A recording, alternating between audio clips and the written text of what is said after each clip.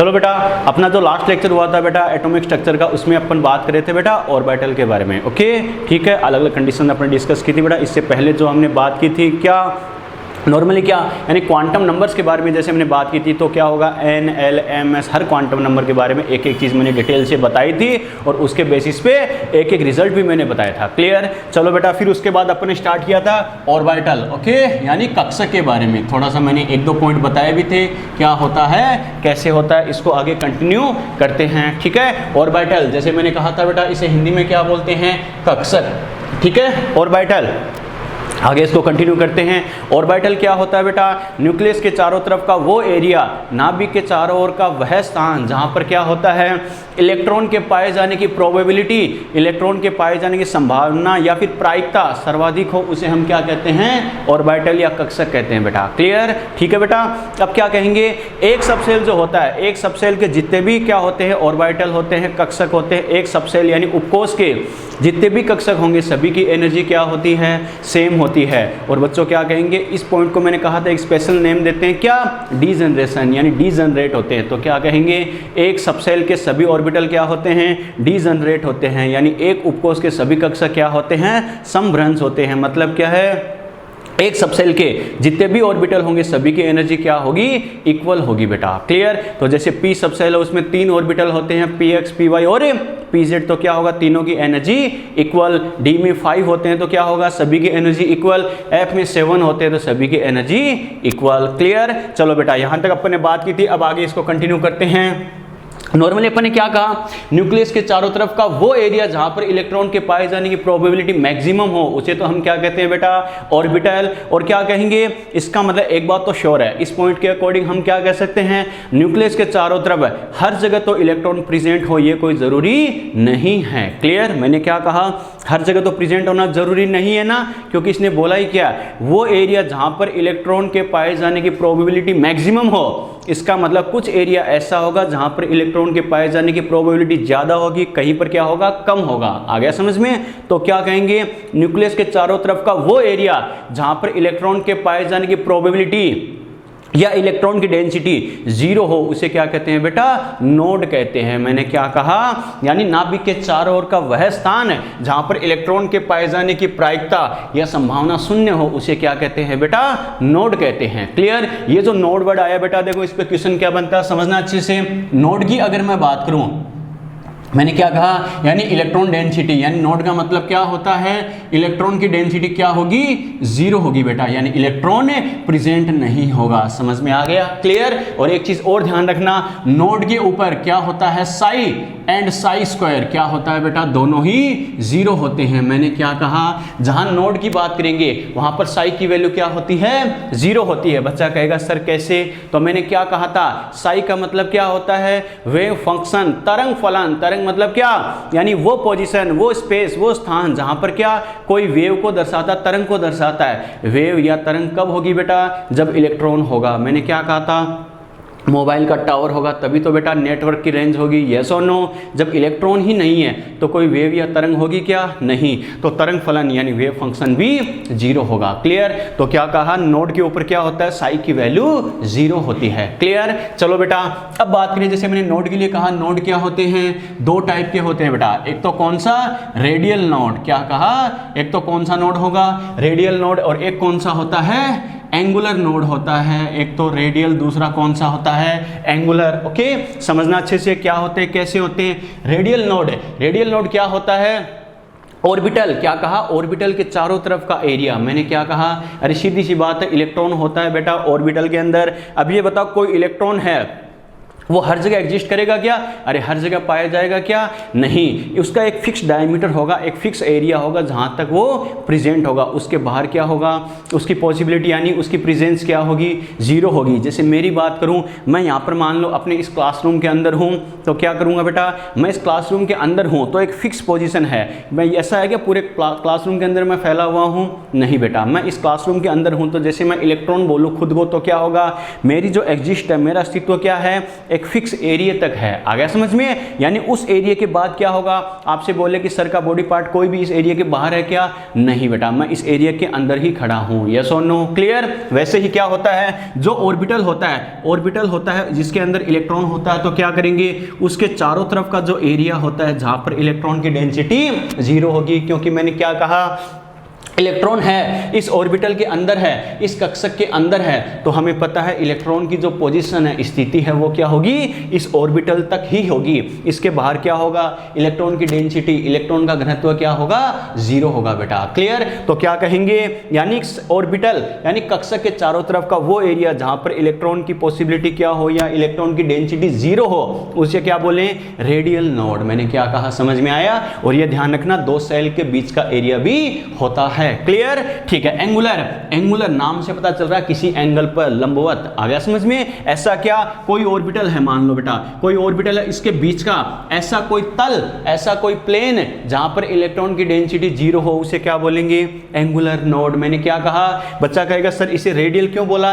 Radial का मतलब क्या होता है, त्रिज्य होता है ना, त्रिज्य। तो क्या कहेंगे, एक फिक्स पॉइंट के रेस्पेक्ट में क्या करें बेटा, ऐसा कोई एरिया देखे जहां पर इलेक्ट्रॉन की डेंसिटी 0 हो, तो हमें पता है एक रेडियस के रेस्पेक्ट में क्या होता है बेटा, अरे स्पर्श रेखीय यानी टेंजेंशियल लाइन अगर बनाते जाएं तो हमें पता है बच्चों क्या होगा, इस टाइप का एरिया आता नहीं आता है, तो एक रेडियस के रेस्पेक्ट में आता है, इस वजह से बोलते हैं रेडियल। क्लियर? ठीक है। जबकि ये क्या आता है, एंगुलर, किसी एंगल पर, यानी जैसे लंबवत होता है 90 डिग्री के एंगल पर, वैसे ही यानी एंगुलर क्या होगा, एक पर्टिकुलर एंगल पर क्या ऐसा कोई प्लेन है जहां पर इलेक्ट्रॉन की डेंसिटी 0 हो, उसे क्या बोलेंगे, एंगुलर नोड। क्लियर? ठीक है बेटा। अब अगर बात करें तो ये जो रेडियल होता है, हमें पता क्या कहा, टेंजेंशियल होता है, जैसे स्पर्श रेखीय होता है। तो बेटा क्या करेंगे, इसकी शेप देखो कैसे आती है, अरे स्फेरिकल फॉर्म में आएगा या नहीं आएगा, आएगा बेटा। देखो राउंड राउंड आ रहा है, नहीं आ रहा, आ रहा है। तो इसे क्या कहते हैं, ये कैसा होता है बेटा, स्फेरिकल। क्या कहेंगे, स्फेरिकल। एंड और हमें पता है अगर ये स्फेरिकल है तो इसकी कोई फिक्स डायरेक्शन होगी क्या,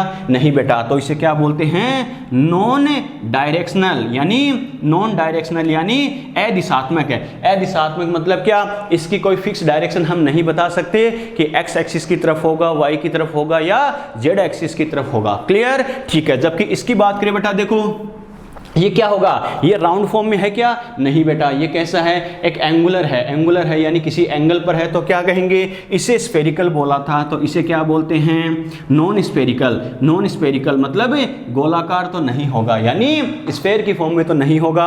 और क्या करेंगे, ये नॉन स्फेरिकल है और ये एक एंगल पर आता है, तो हमें पता है एक एंगल पर कोई लाइन आएगी, कोई प्लेन आएगा, तो प्लेन आएगा, हमें पता है उसकी कोई एक्सिस हो सकती नहीं हो सकती, एक्स एक्सिस पर भी हो सकता है, वाई पर भी हो सकता है और जेड पर भी हो सकता है। यस और नो? तो इसे बोलते हैं बेटा, क्या बोलते हैं, ये जैसे कैसा था, नॉन डायरेक्शनल, तो ये कैसा होता है बेटा, डायरेक्शनल होता है, दिशात्मक होता है। समझ में आ गया? क्लियर? ठीक है बेटा। और ये क्या होता है, सरफेस के रेस्पेक्ट में होता है, ऑर्बिटल के चारों तरफ या दो सेल के बीच का एरिया भी बोलते हैं, इस वजह से इसको नाम दिया जाता है नोडल सरफेस। मैंने क्या कहा, इसे क्या नाम देते हैं बेटा, नोडल सरफेस। आ गया समझ में? और इसको बोला जाता है बेटा नोडल प्लेन। मैंने क्या कहा, नोडल प्लेन क्या बोला, प्लेन मतलब क्या, एक तल, यानी ऐसा कोई परपेंडिकुलर क्या होगा, कोई तल होगा बेटा, नोडल प्लेन, इसे बोलते हैं नोडल प्लेन। और नोडल प्लेन के लिए एक बात खास कर ध्यान रखना बेटा, क्या, फॉर्म्ड बाय 2 एक्सिस। क्या कहा, फॉर्म्ड बाय 2 एक्सिस, यानी 2 एक्सिस से मिलाकर बनने वाला। क्या कहा, प्लेन का जब भी फॉर्मेशन होगा वो क्या होगा, 2 एक्सिस के मिलने से बनेगा। क्लियर? ठीक है बेटा, बात समझ में आई क्या? अब क्या कहेंगे, अगर इसके नंबर की बात करें बेटा, तो क्या कहा, जैसे 2 टाइप के नोड होते हैं, कैसे करना है, क्या करना है, समझ में आ गया? क्लियर? चलो बेटा यहां तक स्क्रीनशॉट लो, कोई डाउट? अरे यहां तक बात ठीक है, स्क्रीनशॉट लो फटाफट।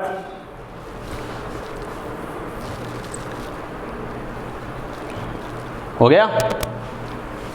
चलो बेटा आगे बढ़े। चलो तो ये तो अपने बात की क्या, कि नोड क्या होता है, कितने टाइप के होते हैं, क्या होता है और कैसे होता है। क्लियर? अब जो हमें बार बार बेटा क्या क्वेश्चन पूछेगा, इसका नंबर क्या होता है, उसका नंबर क्या होता है। ओके, तो दोनों के लिए क्या एक फॉर्मूला डिसाइड किया गया है, जिसके बेसिस पे क्या रेडियल नोड और एंगुलर नोड यानी क्या, यानी नोडल सरफेस या नोडल प्लेन का नंबर डिसाइड किया जाता है। तो वो क्या होता है बच्चों, नंबर ऑफ, क्या कहेंगे, number of nodal surface number of nodal surface, इसका फॉर्मूला क्या होता है बेटा, n माइनस एल माइनस 1। क्या करेंगे, जो भी आपको दिया जाए, यानी कोई भी आपको सब सेल सेल वगैरह दे, उसके लिए पूछे कि उसके अंदर जो ऑर्बिटल है उसके लिए नोडल सरफेस क्या होगा या रेडियल नोड का नंबर क्या होगा, तो क्या करेंगे, उसके लिए n की वैल्यू क्या होगी, l की वैल्यू क्या होगी, वैल्यू पुट करेंगे और आंसर आएगा। बच्चा कहेगा सर nl क्या होगा, कैसे पता चलेगा, लास्ट लेक्चर में यही तो डिस्कस किया था, याद है ना, क्लियर। या फिर आपसे बोले बेटा दूसरा क्या पूछ सकता है, number of nodal plane, number of nodal plane की बात करें तो वो क्या होता है बेटा, ओनली एंड ओनली एल के इक्वल होता है, क्लियर, ठीक है। एक आपसे बोले क्या, number of total nodes,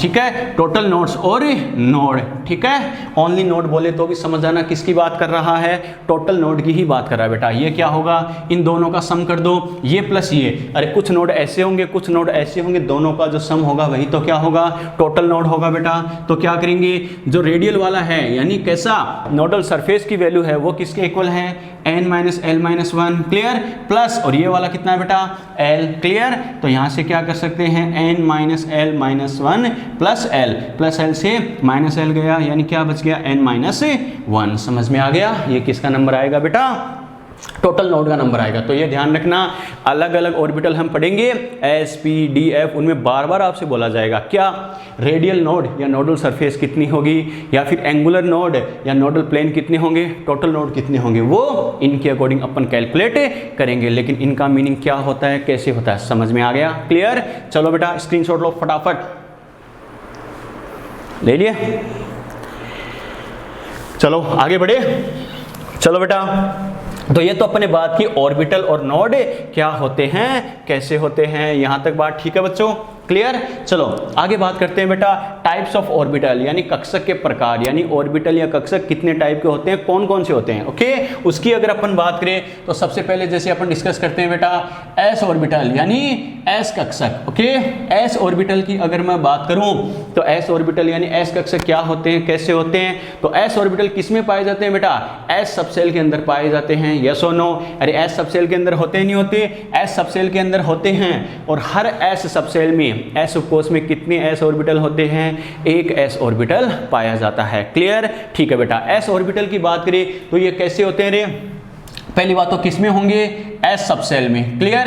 S subshell के अंदर जो ऑर्बिटल होते हैं उसे ही क्या कहते हैं, एस ऑर्बिटल। और इसका नंबर कितना होता है, एक ही, और क्या होता है, एक सबसेल के अंदर, एस सबसेल के अंदर एक ही एस ऑर्बिटल होता है, क्लियर। चलो बेटा अब बात करिए कैसे होते हैं, तो हमें पता है बेटा ये स्फेरिकल होते हैं या नहीं होते, यस और नो, अरे स्फेरिकल होते हैं एंड कैसे होते हैं, नॉन डायरेक्शनल, यानी क्या, गोलीय व अदिशात्मक होते हैं, कैसे, अरे एस ऑर्बिटल अपने क्या कहा था, एस कैसे होते हैं बेटा, डबल शेप होते हैं, कैसे होते हैं, स्फेरिकल होते हैं, गोलीय होते हैं, याद है ना। एल की वैल्यू 0, एल की वैल्यू 0, तो किसी भी एक एक्सिस के रेस्पेक्ट में अपन आंसर नहीं दे सकते, सभी के रेस्पेक्ट में क्या होगा, इक्वल सा होगा। ऐसी कंडीशन है तो क्या होता है, स्फेरिकल। और हमें पता है स्फेरिकल है तो कोई डायरेक्शन फिक्स नहीं है, तो क्या बोलेंगे, नॉन डायरेक्शनल, अदिशात्मक, कोई फिक्स दिशा नहीं बता सकते, एक्स एक्स की तरफ या वाई की तरफ या जेड की तरफ, क्लियर, ठीक है बेटा। देखो अलग अलग सेल, जैसे मान लो अलग अलग सेल के रेस्पेक्ट में बात करें तो क्या होगा, एस ऑर्बिटल जो होता है उसकी साइज अलग अलग होगी लेकिन शेप सभी की क्या होगी, सेम ही होगी। मैंने क्या कहा, अलग अलग सेल या ऑर्बिट के रेस्पेक्ट में जो एस ऑर्बिटल होते हैं, एस कक्षक होते हैं, उनकी शेप तो सभी की स्फेरिकल ही होगी, आकृति तो सभी की क्या होगी, गोलाकार होगी, लेकिन साइज सभी की कम ज्यादा होगी या नहीं होगी, होगी बेटा। बच्चा कहेगा सर कैसे, तो ये मान लो न्यूक्लियस है बेटा, ये मान लो फर्स्ट सेल है, ये सेकंड है, ये थर्ड सेल है। फर्स्ट सेल का जो ऑर्बिटल है उसे क्या बोलूंगा मैं, 1s, सेकंड का क्या है 2s, थर्ड का क्या है 3s। तो ये बताओ बच्चों सभी के लिए क्या होगा, 1s 2s 3s, इनकी साइज सेम होगी क्या, नहीं, साइज अलग अलग होगी। जैसे जैसे हमें पता है एरिया बढ़ता जाएगा साइज भी बढ़ती जाएगी, लेकिन शेप तो सभी की क्या रहेगी, स्फेरिकल है तो स्फेरिकल ही रहेगी, क्लियर, ठीक है बेटा। तो और अपन क्या कह सकते हैं, अगर साइज और एनर्जी की बात करें तो ध्यान रखना साइज और एनर्जी का ऑर्डर बोला जाए, साइज एंड एनर्जी। साइज और एनर्जी की बात करें तो आपसे बोले 1s 2s 3s 4s, तो साइज और एनर्जी दोनों बढ़ती जाती है बेटा। मैंने क्या कहा, साइज और एनर्जी बढ़ती जाएगी, क्लियर। एक इसमें क्या बोलेगा, नोडल सरफेस कितनी होगी, क्लियर, किसके अंदर नोडल सरफेस कितनी होगी, तो नोडल सरफेस क्या होता है बेटा n माइनस एल माइनस 1, अरे फॉर्मूला याद है ना, ठीक है बेटा, n तो बेटा जो भी हमें दे सकता है, s के लिए l कितना होता है 0, अरे याद है ना, लास्ट लेक्चर में बात की थी, l की वैल्यू 0 माइनस 1, तो क्या करेंगे n माइनस 1, ये क्या हो जाएगी इसके लिए नोडल सरफेस। अब आपको क्या करिए, जिस टाइप का आपको सेल या ऑर्बिट दे रखा है उसके अकॉर्डिंग n की वैल्यू पुट करो और इसके लिए नोडल सरफेस आ जाएंगे, क्लियर, ठीक है बेटा। या फिर इसके लिए बोले नोडल प्लेन, यानी नोडल प्लेन कितने होंगे, तो नोडल प्लेन क्या होता है बेटा L, और हमें पता है इसके लिए L की वैल्यू क्या होगी 0 होगी, ओके। बच्चा कहेगा सर L 0 कैसे आ गया, क्योंकि हमें पता है ये कैसा होता है, स्फेरिकल होता है। नोडल प्लेन तो क्या होता है, दो एक्सिस को मिलाकर ऐसा कोई प्लेन, दो एक्सिस को मिलाकर ऐसा कोई प्लेन, यानी आर पार काटना बेटा। मैंने क्या कहा, प्लेन का मतलब क्या होता है, दो एक्सिस को मिलाकर क्या ऐसा कोई प्लेन, यानी दो एक्सिस को कैसे, जैसे मान लो डस्टर है, इससे मुझे प्लेन काटना हो, प्लेन बनाना हो, तो क्या करेंगे, इसको बीच में से आर पार काट दो बेटा। मैंने क्या कहा, बीच में से आर पार काट देंगे, ऐसी कोई सरफेस आएगी तो उसे अपन क्या बोलेंगे, नोडल प्लेन। समझ में आ रहा है, क्लियर, ठीक है बेटा। तो प्लेन का ध्यान रखना, दो एक्सिस से मिलकर बनेगा। दो एक्सिस कौन सी, एक्स वाई भी हो सकती है, वाई जेड या फिर जेड एक्स भी हो सकती है, क्लियर। अब इसमें हमें पता है अगर ये स्फेरिकल फॉर्म में है तो ऐसा कोई प्लेन बता सकते हैं क्या जहां पर इलेक्ट्रॉन की डेंसिटी 0 हो, नो, क्योंकि हमें पता है ये स्फेरिकल होता है। एक्स एक्सिस, वाई एक्सिस और जेड एक्सिस, सभी एक्सिस के रेस्पेक्ट में क्या होता है, इलेक्ट्रॉन की डेंसिटी इक्वल होती है। यानी ऐसी कोई एक्सिस इसमें है ही नहीं जहां पर इलेक्ट्रॉन की डेंसिटी अपन 0 बता सके, नहीं बेटा। इसका मतलब क्या कहेंगे, सभी एक्सिस के रेस्पेक्ट में इलेक्ट्रॉन की डेंसिटी कुछ न कुछ होती है, यानी इक्वल सी होती है। तो ऐसी कोई एक्सिस नहीं बता सकते जहां पर इलेक्ट्रॉन की डेंसिटी 0 हो, और जब इलेक्ट्रॉन की डेंसिटी 0 होगी ही नहीं किसी एक्सिस पर, तो किसी भी एक्सिस से मिलकर कोई प्लेन बनेगा क्या, नो बेटा। तो नोडल प्लेन का नंबर कितना होता है, 0 होता है, क्लियर, ठीक है। और टोटल नोड की अगर मैं बात करूं तो क्या करेंगे, टोटल नोड्स कितने हो जाएंगे, दोनों का सम कर दे तो n माइनस 1 प्लस 0 मतलब कितना आ जाएगा, n माइनस 1 ही आ जाएगा। क्या कहा, समझ में आ गया, यस और नो, क्लियर। ये किसकी बात की अपने बेटा, एस ऑर्बिटल की बेटा, क्लियर, ठीक है। फटाफट स्क्रीनशॉट लो, कोई डाउट हो तो बताओ, फटाफट स्क्रीनशॉट लो, कोई डाउट हो तो बताओ।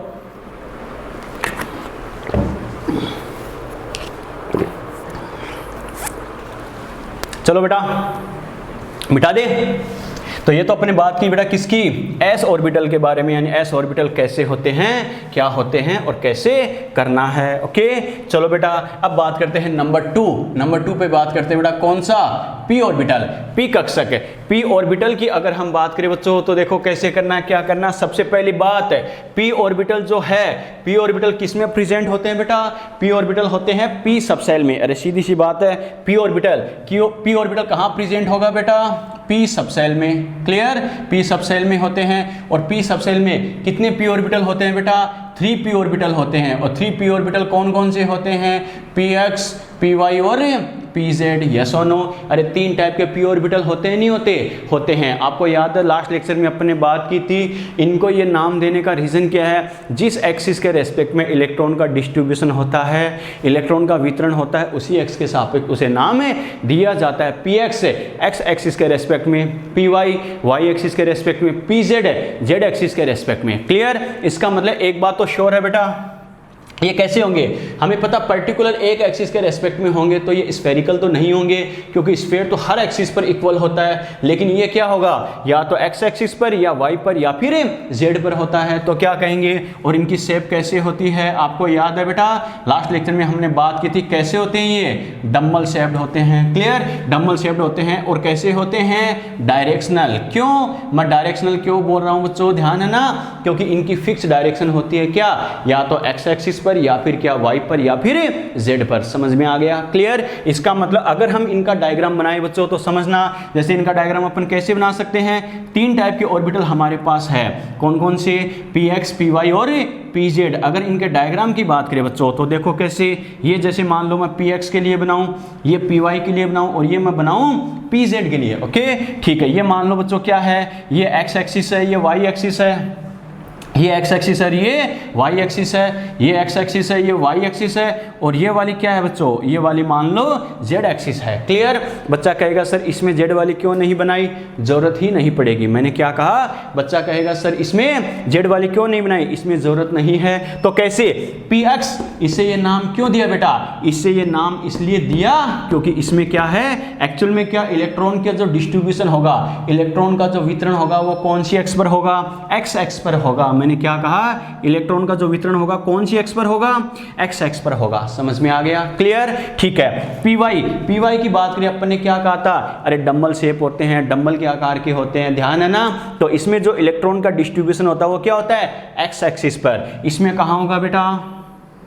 इसमें वाई एक्सिस पर। क्लियर? और पी जेड वाले में कहाँ होता है, जेड एक्सिस पर होता है। यस और नो, ये होती है बेटा इनकी शेप, यानी कैसा होता है, क्या होता है। समझ में आ गया? क्लियर? चलो बेटा अब बात करें तो क्या करेंगे, अगर साइज और एनर्जी की अगर हम बात करें बेटा, तो देखो क्या कहेंगे, मैं क्या कहूँ, साइज एंड एनर्जी, क्या कहा, साइज और एनर्जी की बात करें तो अलग अलग सेल के रेस्पेक्ट में बात करें तो आपसे बोले 2p 3p या फिर 4p या फिर 5p, तो क्या होगा, n की वैल्यू इंक्रीज होने के साथ साथ साइज और एनर्जी इंक्रीज होती जाएगी। समझ में आ गया? क्लियर? ठीक है बेटा। और अगर हम बात करें क्या, इनके लिए नोडल सरफेस और नोडल प्लेन और टोटल नोड का नंबर क्या होता है, तो वो अपन कैसे कह सकते हैं बेटा, नोडल सरफेस है, नोडल सरफेस मैंने क्या कहा था, फॉर्मूला क्या होता है, n-l-1। यस और नो। p के लिए बात करें तो हमें पता है p ऑर्बिटल होते हैं p सबसेल में, और p सबसेल में होते हैं तो क्या करेंगे, इनके लिए बेटा क्या हो जाएगी, p के लिए l की वैल्यू कितनी होती है,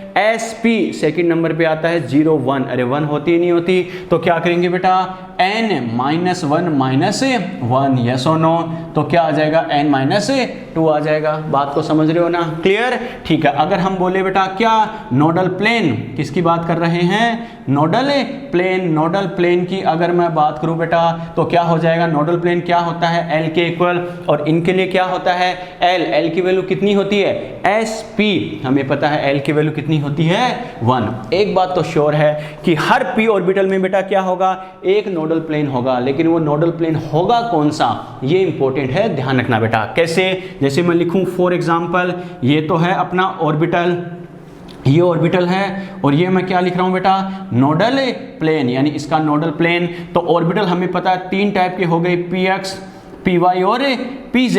बात समझ में आई क्या? इसका नोडल प्लेन क्या होगा, इसको अच्छे से समझ लेना बेटा, फिर ट्रिक भी बताऊंगा, लेकिन समझना क्या होता है नोडल प्लेन। मैंने क्या कहा, प्लेन कैसे बनाना है, 2 एक्सिस को मिलाकर क्या करो, एक ऐसे बड़ा प्लेन बना दो बेटा जिस पर इलेक्ट्रॉन की डेंसिटी 0 हो, उसे क्या बोलेंगे, नोडल प्लेन। तो मैंने क्या कहा, यानी प्लेन बनाना है 2 एक्सिस को मिलाकर, लेकिन वो 2 एक्सिस कौन सी होनी चाहिए, ऐसी होनी चाहिए जिस पर इलेक्ट्रॉन की डेंसिटी 0 हो। क्लियर? बच्चा कहेगा सर कैसे, तो px, मैंने क्या कहा, देखो ये रहा px की बात करें, x एक्सिस पर तो इलेक्ट्रॉन प्रेजेंट है, इसका मतलब नोडल प्लेन की फॉर्म में x एक्सिस को तो यूज नहीं कर सकते, क्योंकि हमें पता उन एक्सिस को यूज करके प्लेन बनाएंगे जहां पर इलेक्ट्रॉन की डेंसिटी 0 हो। समझ में आ रहा है मैं क्या कह रहा हूं बच्चों? तो क्या कहा, x एक्सिस को तो यूज नहीं कर सकते क्योंकि यहां पर तो इलेक्ट्रॉन प्रेजेंट है, तभी तो ये लोब है। आ गया समझ में? ये लोब है तो क्या करेंगे, x एक्सिस को तो यूज नहीं करेंगे, इसका मतलब 2 एक्सिस कौन सी बच गई, y और z। बच्चा कहेगा सर कैसे, तो अच्छे से समझना बेटा। देखो x एक्सिस पर तो इलेक्ट्रॉन प्रेजेंट है, और ऊपर वाली कौन सी है, y एक्सिस, और ये जो मार्कर है बेटा ये किसको रिप्रेजेंट कर रहा है, z एक्सिस को रिप्रेजेंट कर रहा है। यस और नो? तो क्या करूंगा, y और z को मिलाकर ऐसा प्लेन बना सकता हूं, नहीं बना सकता हूं, जहां पर इलेक्ट्रॉन की डेंसिटी 0 हो। यस और नो? अरे मैंने क्या कहा, समझ में आया? 2 प्लेन को अगर क्या करें, 2 एक्सिस को मिला देंगे तो एक प्लेन बन जाएगा। बात समझ में आई क्या? अगर नोडल प्लेन बनाना है तो क्या करना, वो 2 एक्सिस हमें यूज करनी है जहां पर इलेक्ट्रॉन की डेंसिटी 0 है। क्लियर? px में x एक्सिस पर तो क्या है बेटा, इलेक्ट्रॉन प्रेजेंट है, x एक्सिस पर तो प्रेजेंट है, इसका मतलब y और z क्या है, अरे वैकेंट है या नहीं है, खाली है या नहीं है। तो जैसे मान लो ये वाली x एक्सिस है, ऊपर वाली y है, सामने वाली क्या है, z है, तो मैं क्या करूंगा, y और z को मिलाकर एक ऐसा प्लेन बनाऊंगा जहां पर हमें पता है दोनों ही एक्सिस पर इलेक्ट्रॉन एब्सेंट है, इलेक्ट्रॉन की डेंसिटी 0 है। इसका मतलब y और z को मिलकर एक प्लेन बनेगा, नहीं बनेगा, तो इसका नोडल प्लेन क्या, yz। समझ में आ गया? क्लियर? अब बात करते हैं किसकी, पी वाई की। पी वाई की अगर मैं बात करूं तो हमें पता है इलेक्ट्रॉन कहाँ है बेटा, वाई एक्सिस पर तो है, इसका मतलब फ्री कौन सी है, एक्स एक्सिस भी फ्री है और जेड भी फ्री है। तो एक्स और जेड को मिलाकर एक प्लेन बना सकते हैं, नहीं बना सकते, बना सकते हैं। कैसे, ये वाली एक्स एक्सिस है, ऊपर वाली वाई है और सामने वाली क्या है, जेड है, यस और नो। तो मैंने क्या कहा, वाई पर तो इलेक्ट्रॉन प्रेजेंट है, बाकी दो कौन सी बच गई, जेड और एक्स। तो ऐसा कोई प्लेन बनाऊं, ऐसा कोई प्लेन बनाऊं, हमें पता है उसमें वाई और जेड दोनों इंक्लूड होंगे या नहीं होंगे, सॉरी वाई पर तो है, एक्स और जेड दोनों इंक्लूड होंगे या नहीं होंगे, यस और नो। अरे बात समझ में आ रही है ना। तो एक्स और जेड क्या होगा, इसका नोडल प्लेन हो जाएगा। तो क्या लिखेंगे, वाई पर तो है तो कौन सा बच गया, जेड एक्स या एक्स जेड। समझ में आ गया, क्लियर, ठीक है। तीसरे में क्या बोला है बेटा, पी जेड बोला है, इसका मतलब इलेक्ट्रॉन कहां पर प्रेजेंट है, जेड एक्सिस पर इलेक्ट्रॉन प्रेजेंट है। तो बाकी कहां बच गया, एक्स और वाई फ्री है या नहीं है, एक्स और वाई इनको मिलाकर एक प्लेन बना दो बेटा। कैसे, देखो मान लो ये एक्स एक्सिस है, ऊपर वाली वाई है और ये जो परपेंडिकुलर है बोर्ड पे, मान लो ये मार्कर है, किसको रिप्रेजेंट कर रहा है बेटा, जेड को। तो जेड पर तो इलेक्ट्रॉन प्रेजेंट है, इसको तो यूज नहीं करेंगे। तो बाकी दो कौन सी बच गई बेटा, बाकी दो कौन सी है, एक्स और वाई। मैंने क्या कहा, जेड पर तो इलेक्ट्रॉन प्रेजेंट है, तो एक्स और वाई को मिलाकर, देखो एक्स और वाई को मिलाकर एक प्लेन बना सकते हैं, नहीं बना सकते, जो जेड से क्या होगा, परपेंडिकुलर होगा, यस और नो, क्लियर। इसका मतलब इसके नोडल प्लेन कौन से बेटा, एक्स और वाई। समझ में आ गया कैसे किया, यस और नो, ये अच्छे से समझ लेना, क्लियर। लेकिन ये समझने का तरीका था खाली, एग्जाम में हमारे पास इतना टाइम नहीं होता कि डायग्राम बना बना के देखे, इस पर तो है, बाकी दो पे बच गए तो ऐसा प्लेन काटेंगे, वैसा काटेंगे, वैसा काटेंगे। डायरेक्टली सेकंडों में अगर आंसर देना है तो क्या करेंगे बेटा, सुनना अच्छे से, देखो दिमाग में कैसे सेट रखना। पी एक्स का मतलब क्या, इलेक्ट्रॉन कहां प्रेजेंट है, एक्स एक्सिस पर, एक्स एक्सिस पर तो प्रेजेंट है और हम नोडल प्लेन में उसको यूज करते हैं जहां पर इलेक्ट्रॉन की डेंसिटी 0 हो। एक्स एक्सिस पर तो प्रेजेंट है, बाकी कौन बच गई, वाई जेड, वो फ्री है, वहां पर इलेक्ट्रॉन नहीं है, वाई जेड क्या हो जाएगा इसका, नोडल प्लेन, काम खत्म, क्लियर। पी वाई इसका मतलब क्या है, वाई एक्सिस पर इलेक्ट्रॉन की डेंसिटी है, तो एक्स और जेड फ्री है या नहीं है, उनको मिलाकर नोडल प्लेन बना दो, एक्स जेड या जेड एक्स, क्लियर, ठीक है। पी जेड का मतलब क्या है, जेड एक्सिस पर इलेक्ट्रॉन प्रेजेंट है, तो फ्री कौन सी बच गई, एक्स और वाई, एक्स और वाई फ्री है, उसको मिलाकर नोडल प्लेन बना दो, एक्स वाई, काम खत्म, क्लियर। और भी अगर याद रखना हो तो क्या, जो यूज हो रही है उसके अलावा जो दो एक्सिस बच गई उनको मिला के नोडल प्लेन बना देना। क्या कहा बच्चों, जो नाम में आ रहा है उसके अलावा जो दो एक्सिस बच गई एक्स वाई जेड में से, उनको मिलाकर नोडल प्लेन बना देना। कैसे, पी एक्स यूज हो रही है, वाई जेड बच गई, वो नोडल प्लेन, काम खत्म। पी वाई यूज हो रही है, एक्स जेड बच गया, नोडल प्लेन, काम खत्म। पी जेड यूज हो रही है, एक्स वाई बच गया, वो नोडल प्लेन, काम खत्म। समझ में आ गया, क्लियर, ठीक है बेटा। देखो अब बात करें टोटल नोड्स की, अगर मैं बात करूं तो टोटल नोड हमें पता है बेटा इन दोनों का सम होगा या नहीं होगा, अरे होगा। तो देखो बेटा नोडल सरफेस हमारे पास कितने आए, n-2, और हमें पता है नोडल प्लेन का नंबर कितना आ रहा है बेटा, 1 आ रहा है, तो क्या करेंगे, +1। समझ में आ रहा है, क्लियर। तो क्या लिखेंगे, n-1 क्या हो जाएगा, इसके लिए टोटल नोड हो जाएंगे। समझ में आया कैसे किया, यस और नो। कोई डाउट है तो बताओ बेटा, फटाफट स्क्रीनशॉट लो।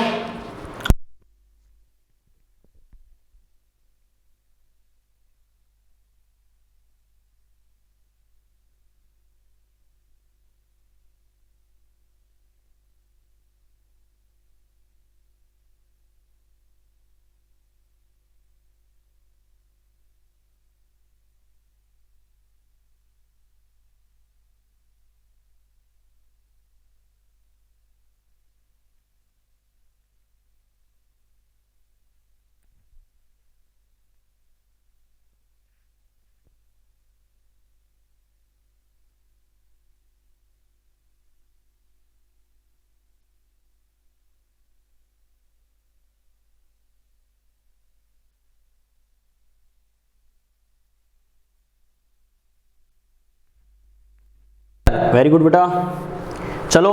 अरे यहाँ तक बात ठीक है ना, अरे आगे बढ़े क्या। तो ये अपने किसकी बात की है बेटा, पी ऑर्बिटल के बारे में बात की है। किसके बारे में बात की है, पी ऑर्बिटल के बारे में, कि पी ऑर्बिटल कैसा होता है, शेप कैसी होती है, साइज या एनर्जी का ऑर्डर क्या होगा, और ये इसकी क्या होगा, nodal plane, nodal surface, total node, ये सब कितने होते हैं, क्या होते हैं। सीधा टिक लगाना है, लेकिन रट के करोगे तो श्योर गलती करनी है बेटा। ओके, समझ गए, अच्छे से करना। चलो बेटा आगे बढ़ते हैं। नंबर 3 में क्या आएंगे, डी ऑर्बिटल पे आएंगे बेटा। Okay, D orbital common sense है बेटा, हमें पता है डी ऑर्बिटल कहाँ प्रेजेंट होता है, डी ऑर्बिटल होता है बेटा डी सबसेल में, यस और नो। अरे जो डी सबसेल के अंदर ऑर्बिटल पाए जाएंगे, डी उपकोष के अंदर कक्षक पाए जाते हैं, उन्हीं को तो क्या कहते हैं, डी कक्षक कहते हैं, यस और नो। और हमें पता हर डी ऑर्बिटल में कितने ऑर्बिटल होते हैं, डी सबसेल में 5 डी ऑर्बिटल होते हैं, यस और नो, याद है ना। और वो 5 कौन कौन से होते हैं बेटा, ये तो आपको ध्यान है कौन कौन से होते हैं। 5 का जैसे नाम लिखा था, D X Y, D Y Z, D Z X, फिर क्या लिखते हैं, D x square Y square और डी जेड स्क्वायर, यस और नो। अरे 5 डी ऑर्बिटल होते हैं नहीं होते, होते हैं बेटा, ओके ठीक है बेटा। अब क्या कहेंगे, नॉर्मली हम क्या कहते हैं, नॉर्मली एक नाम आता है कि डी ऑर्बिटल क्या होते हैं, बाई डम्बल शेप होते हैं, यस और नो। द्विडम्बलाकार बोलते हैं, द्विडम्बलाकार क्यों बोलते हैं, इनमें 4 लोब होती है, 4 लोब होती है। लोब जैसे वो इलेक्ट्रॉन वाली लोब है ना, इनको बोलते हैं बेटा आर्म या लोब, यानी भुजा या पालिया, ओके ठीक है। तो एक्चुअल में बोला जाता है कि ये 4 लोब्ड है, लेकिन एक्चुअल में क्या, ये स्टेटमेंट 100% करेक्ट नहीं है। बच्चा कहेगा सर कैसे, तो ये ध्यान रखना बेटा, स्टार्टिंग के जो मैंने 4 लिखे हैं, स्टार्टिंग के जो 4 लिखे हैं बेटा, वो तो क्या होते हैं, 4 लोब्ड होते हैं। क्या कहा, 4 लोब्ड होते हैं। और 4 लोब्ड होते हैं तो इनकी शेप कैसे होती है, बाई डम्बल शेप, क्या बोलते हैं बेटा, बाई डम्बल शेप्ड, यानी द्विडम्बलाकार होते हैं ये तो, क्लियर। जबकि ये क्या होता है, ये ओनली 2 लोब्ड होता है बेटा, इसमें क्या होता है, 2 ही लोब्ड होती है, ठीक है। तो ये क्या होगा, ये बाई डम्बल शेप है क्या, नहीं, ये क्या होता है बेटा, डिफरेंट शेप होता है, यानी डिफरेंट शेप्ड। अब बच्चा कहेगा सर अगर इसमें 2 ही लोब्ड है तो इसे बाई डम्बल शेप क्यों नहीं बोला, बाई डम्बल शेप तो चलो नहीं बोल सकते, तो ओनली डम्बल शेप बोल देते। ओनली डम्बल शेप भी इसलिए नहीं बोल सकते, जैसे पी वाला होता है, पी में होता है ना बेटा 2 ही लोब होती है, 2 ही पालियां होती है, तो उसको डम्बल शेप बोलते हैं, डम्बल का आकार बोलते हैं। लेकिन इसे तो वो भी नहीं बोल सकते, क्यों, इसका रीजन क्या है, क्योंकि इसकी स्ट्रक्चर में क्या होगा, डायग्राम जब अपन बनाएंगे तो आप देखोगे एक क्या होगा, इसमें नेगेटिव चार्ज रिंग होती है। मैंने क्या कहा, इसमें एक नेगेटिव चार्ज रिंग प्रेजेंट होगी बेटा, समझ में आ गया, क्लियर। वो कैसे होती है, क्यों होती है बच्चों, अभी इसका डायग्राम बनाऊंगा, फिर इस बात को अपन समझेंगे अच्छे से कैसे करना है, क्या करना है बेटा, ओके। अपने क्या कहा, देखो बच्चों अगर इनका अगर मैं डायग्राम बनाऊं तो देखो बेटा कैसे कर सकते हैं। 5 डी ऑर्बिटल्स है, मैंने क्या कहा, 5 डी ऑर्बिटल्स है, 5 के 5 अगर हम डायग्राम बना के इस बात को समझे तो समझना बेटा कैसे करना है, क्या करना है, अच्छे से समझना। 3, ये 4 और ये क्या है बेटा 5, क्लियर। अब देखो बेटा हमें पता 5 है, 5 का डायग्राम बनाऊं तो क्या लिखेंगे, पहला कौन सा, डी एक्स वाई, ये बेटा डी वाई जेड, ये क्या है डी जेड एक्स, और ये है मान लो d x square Y square, और ये है बच्चों डी जेड स्क्वायर। बात समझ में आई क्या, क्लियर, ठीक है। डी एक्स वाई, एक बात तो श्योर है इसमें कितनी होगी, 4 लोब होगी, क्लियर, 4 लोब होगी। लेकिन मैंने क्या कहा था, जिन एक्सिस के रेस्पेक्ट में क्या होता है, इलेक्ट्रॉन का डिस्ट्रीब्यूशन होता है, उसी के अकॉर्डिंग नाम दिया जाता है, क्लियर। इसको डी एक्स वाई क्यों बोलते हैं, यहां पर इलेक्ट्रॉन का डिस्ट्रीब्यूशन कैसे होगा बेटा, ये जैसे मान लो एक्स एक्सिस है, ये वाई एक्सिस है, तो क्या होगा, न एक्स पर होगा न वाई पर होगा, दोनों के बीच में होता है, यस और नो, क्लियर, ठीक है। इसको वाई जेड नाम क्यों देते हैं, ये जैसे मान लो वाई एक्सिस है, ये जेड एक्सिस है। बच्चा कहेगा सर ये वाई ये जेड कैसे हुआ, अरे कोई सी भी मान लो एक दूसरे के परपेंडिकुलर ही होगी, लंबवत होगी, 90 डिग्री पर ही होगी बेटा, ओके। जेड वाली बोर्ड के सामने होगी, उसको दिखा नहीं सकते, इस वजह से इसको मैंने जेड मान लिया, इसको वाई मान लिया, क्लियर। लेकिन अगर वाई जेड है, वाई जेड है तो इसकी जो लोब होती है बेटा वो क्या होगा, ना वाई पर होगी ना जेड पर होगी, दोनों के बीच में होगी, क्लियर, ठीक है। जेड एक्स है तो ये एक्स है तो इसको मैं जेड मान लूं, तो डी जेड एक्स का मतलब क्या है, इसमें जो लोब होगी पालिया होगी वो क्या होगी, एक्स और जेड दोनों के बीच में होगी, क्लियर, ठीक है बेटा। D x square Y square, ये एक्चुअल में कैसे होता है बेटा, यानी एक्चुअल में क्या दोनों के बीच में ना होकर क्या एग्जैक्ट एक्सिस के ऊपर होती है, यानी इसकी दोनों लोब क्या होगी, ऐसे होगी, जैसे मान लो ये एक्स एक्सिस है, ये वाई एक्सिस है, और वाई वाली दोनों लोब भी क्या होगी, वाई एक्सिस के ऊपर, और ये भी एक्स एक्सिस के ऊपर होती है, क्लियर, ठीक है। डी जेड वाली अगर मैं बात करूं बेटा तो क्या होगा, ये एक्स एक्सिस है, ये वाई एक्सिस है, और मान लो क्या इनके परपेंडिकुलर कौन सी होगी, जेड एक्सिस है, तो इसमें क्या होगा, ओनली मैंने क्या कहा, इसमें 4 लोब तो नहीं होती, ओनली 2 ही लोब होती है, एक लोब ये, एक लोब ये बेटा, क्लियर। और वो कहाँ होगी, जेड एक्सिस के ऊपर होती है। लेकिन मैंने क्या कहा था, बच्चा कहेगा सर ऐसे तो पी वाला भी होता है, लेकिन डिफरेंस क्या है, डिफरेंस ये है बेटा, इसमें क्या होता है, एक नेगेटिव चार्ज रिंग होती है। क्या कहा, ये क्या है बेटा, negative charge ring, negative charge ring यानी ऋण आवेशित वलय। और ये जो रिंग होती है ध्यान रखना वो कौन सी होती है, एक्स वाई प्लेन में होती है, यानी एक्स वाई तल में होती है। बच्चा कहेगा सर कैसे, तो समझना बेटा ऐसे, जैसे सपोज करो ये जैसे मान लो डी जेड वाली बात करें, तो ये मार्कर तो क्या कर रहा है, इसकी लोब को रिप्रेजेंट कर रहा है, क्या कर रहा है, अरे मार्कर है वो तो मान लो क्या कर रहा है, जेड को रिप्रेजेंट कर रहा है, जो क्या कर रहा है, इलेक्ट्रॉन के डिस्ट्रीब्यूशन यानी इन लोब पालियों की बात कर रहा है, क्लियर, इसको रिप्रेजेंट कर रहा है। और क्या इसके चारों तरफ जैसे ये रिंग है बेटा, ये क्या कर रही है, एक्स वाई प्लेन में नेगेटिव चार्ज रिंग को रिप्रेजेंट करता है, ऋण आवेशित वलय को। एक्चुअल में रिंग होती किसकी, अरे सीधी सी बात है, होती तो इलेक्ट्रॉन की ही है। तो इसमें तो क्या होता है, जेड एक्सिस पर तो ये लोब की फॉर्म में इलेक्ट्रॉन होगा, और एक्स वाई प्लेन में क्या होता है, रिंग की फॉर्म में प्रेजेंट होता है। ऐसे बात समझ में आई क्या। और नेगेटिव चार्ज रिंग क्यों बोलते हैं, क्योंकि ये रिंग किसकी होती है, इलेक्ट्रॉन की ही होती है बेटा, समझ में आ गया, क्लियर। इस नेगेटिव चार्ज रिंग की वजह से क्या होता है, ये पी ऑर्बिटल से डिफरेंट होता है। बाकी ऐसे ओनली ये लोब तो पी ऑर्बिटल में भी होती है, आ गया समझ में। लेकिन पी में क्या होगा, ये नेगेटिव चार्ज रिंग नहीं होगी, क्लियर, ठीक है बेटा। अब अगर अपन बात करें तो बच्चों देखो क्या करेंगे, मैंने क्या कहा, ये क्या होती है, लोब होती है बेटा, बात समझ में आई क्या, पालिया होती है, इसको हिंदी में क्या कहते हैं, पालिया, ना कि बालिया, यानी लोब या फिर पाली, क्लियर, ठीक है बेटा। देखो और इस पर देखो क्या क्वेश्चन पूछता है, ये जो होते हैं स्टार्टिंग के 3, इनको बोला जाता है बेटा नॉन एक्सियल, क्या बोला जाता है, नॉन एक्सियल। नॉन एक्सियल इसलिए बोला जाता है, यानी इसको हिंदी में क्या कहेंगे, निरक्षीय, क्या बोलेंगे देख लेना, नॉन एक्सियल। नॉन एक्सियल क्योंकि इनमें जो लोब होती है वो क्या होती है, एक्स वाई या जेड एक्सिस के ऊपर होती है क्या, नहीं बच्चों, यानी एक्सिस के ऊपर तो नहीं होती। तो ये ध्यान रखना, ये कैसे होगी, 45 डिग्री एंगल, कैसे होगी बेटा, 45 डिग्री एंगल फ्रॉम एक्सिस, यानी एक्सिस से कितने एंगल पर होती है, 45 डिग्री के कोण पर होती है, ये ध्यान रखना, ओके।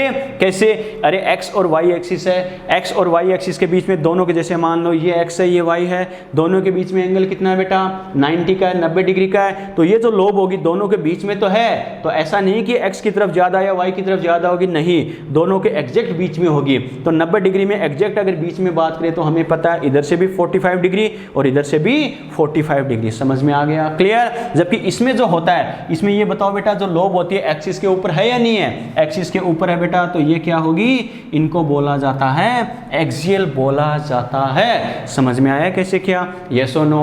और यहां तक को डाउट क्लियर है बेटा, ठीक है। और आपसे बात करें जैसे साइज और एनर्जी का ऑर्डर पूछे, क्या आपसे बोले साइज एंड एनर्जी, अलग अलग डी ऑर्बिटल आपसे दे और बोले साइज और एनर्जी का ऑर्डर क्या होगा, तो क्या लिखेंगे, जैसे बोले 3D 4D 5D 6D ऐसे बोला जाए तो हमें पता है बच्चों क्या होगा, जैसे जैसे सेल बढ़ेगी तो एरिया बढ़ेगा या नहीं बढ़ेगा, बढ़ेगा, तो क्या होगा, साइज बढ़ेगी। बच्चा कहेगा सर एनर्जी कैसे बढ़ेगी, इसके बाद पढ़ेंगे बेटा एनर्जी कैसे कैलकुलेट करनी है। आपको याद भी होगा लास्ट लेक्चर में कहा था एनर्जी को रिप्रेजेंट करने के लिए N+L, अरे N प्रिंसिपल क्वांटम नंबर, ध्यान है ना, ये जो नंबर होता है N का ही तो होता है, 3 4 5 6 है। जैसे जैसे N बढ़ेगा तो क्या होगा बेटा, साइज और एनर्जी दोनों बढ़ती जाती है, क्लियर। तो ये साइज और एनर्जी का ऑर्डर हो जाएगा।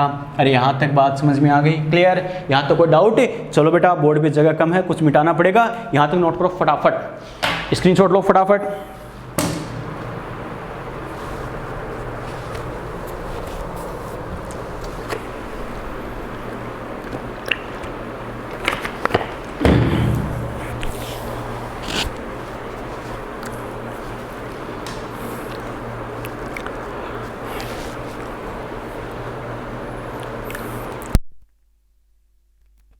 अच्छा दूरदृष्टि, देखो एक बच्चे का मैसेज आया कि सर क्या क्वेश्चन आया कि सर एक्सिस पर क्यों नहीं होते, तो मैंने क्या कहा बेटा, एक्सिस पर क्यों नहीं होते ये तो तब कहते जब हम अपनी तरफ से बनाते हैं या साइंटिस्ट अपनी तरफ से बनाते हैं। मैंने क्या कहा, एक्सिस पर क्यों नहीं होते, एक्सिस पर बना सकते थे वो तो कब, जब अपनी तरफ से बनाते हैं, लेकिन प्रैक्टिकली ये क्या इनकी पोजीशन होती है, यानी प्रैक्टिकली ऑब्जर्व किया गया क्या ये एक्सिस के ऊपर ना होकर एक्सिस के बीच में होते हैं, तो नेचुरली इनकी एग्जिस्टेंस यही होती है। क्लियर। फिर बच्चा कहे सर क्या एक्सिस के ऊपर, तो मैंने क्या कहा, यानी एक्चुअल में क्या दोनों एक्सिस के रेस्पेक्ट में रिपल्सन को मेंटेन करने के लिए भी क्या होता है, ये दूर दूर प्रेजेंट होते हैं बेटा। क्लियर। और ये मैंने क्या कहा, साइंटिस्ट ने अपनी तरफ से नहीं बताया कि ये ऐसे होगा ये ऐसे होगा, ये सब प्रैक्टिकली ऑब्जर्व है बेटा। आ गया समझ में, तो प्रैक्टिकली ऑब्जर्व है तो ऐसे ही एग्जिस्ट करते हैं, समझ में आ गया। क्लियर। ठीक है बेटा, तो ये अपन ने क्या कहा, यानी कैसे होता क्या होता है, स्क्रीनशॉट ले लिया। क्लियर। चलो बेटा अब बात करते हैं इनमें क्या कहेंगे, वही नोडल प्लेन और नोडल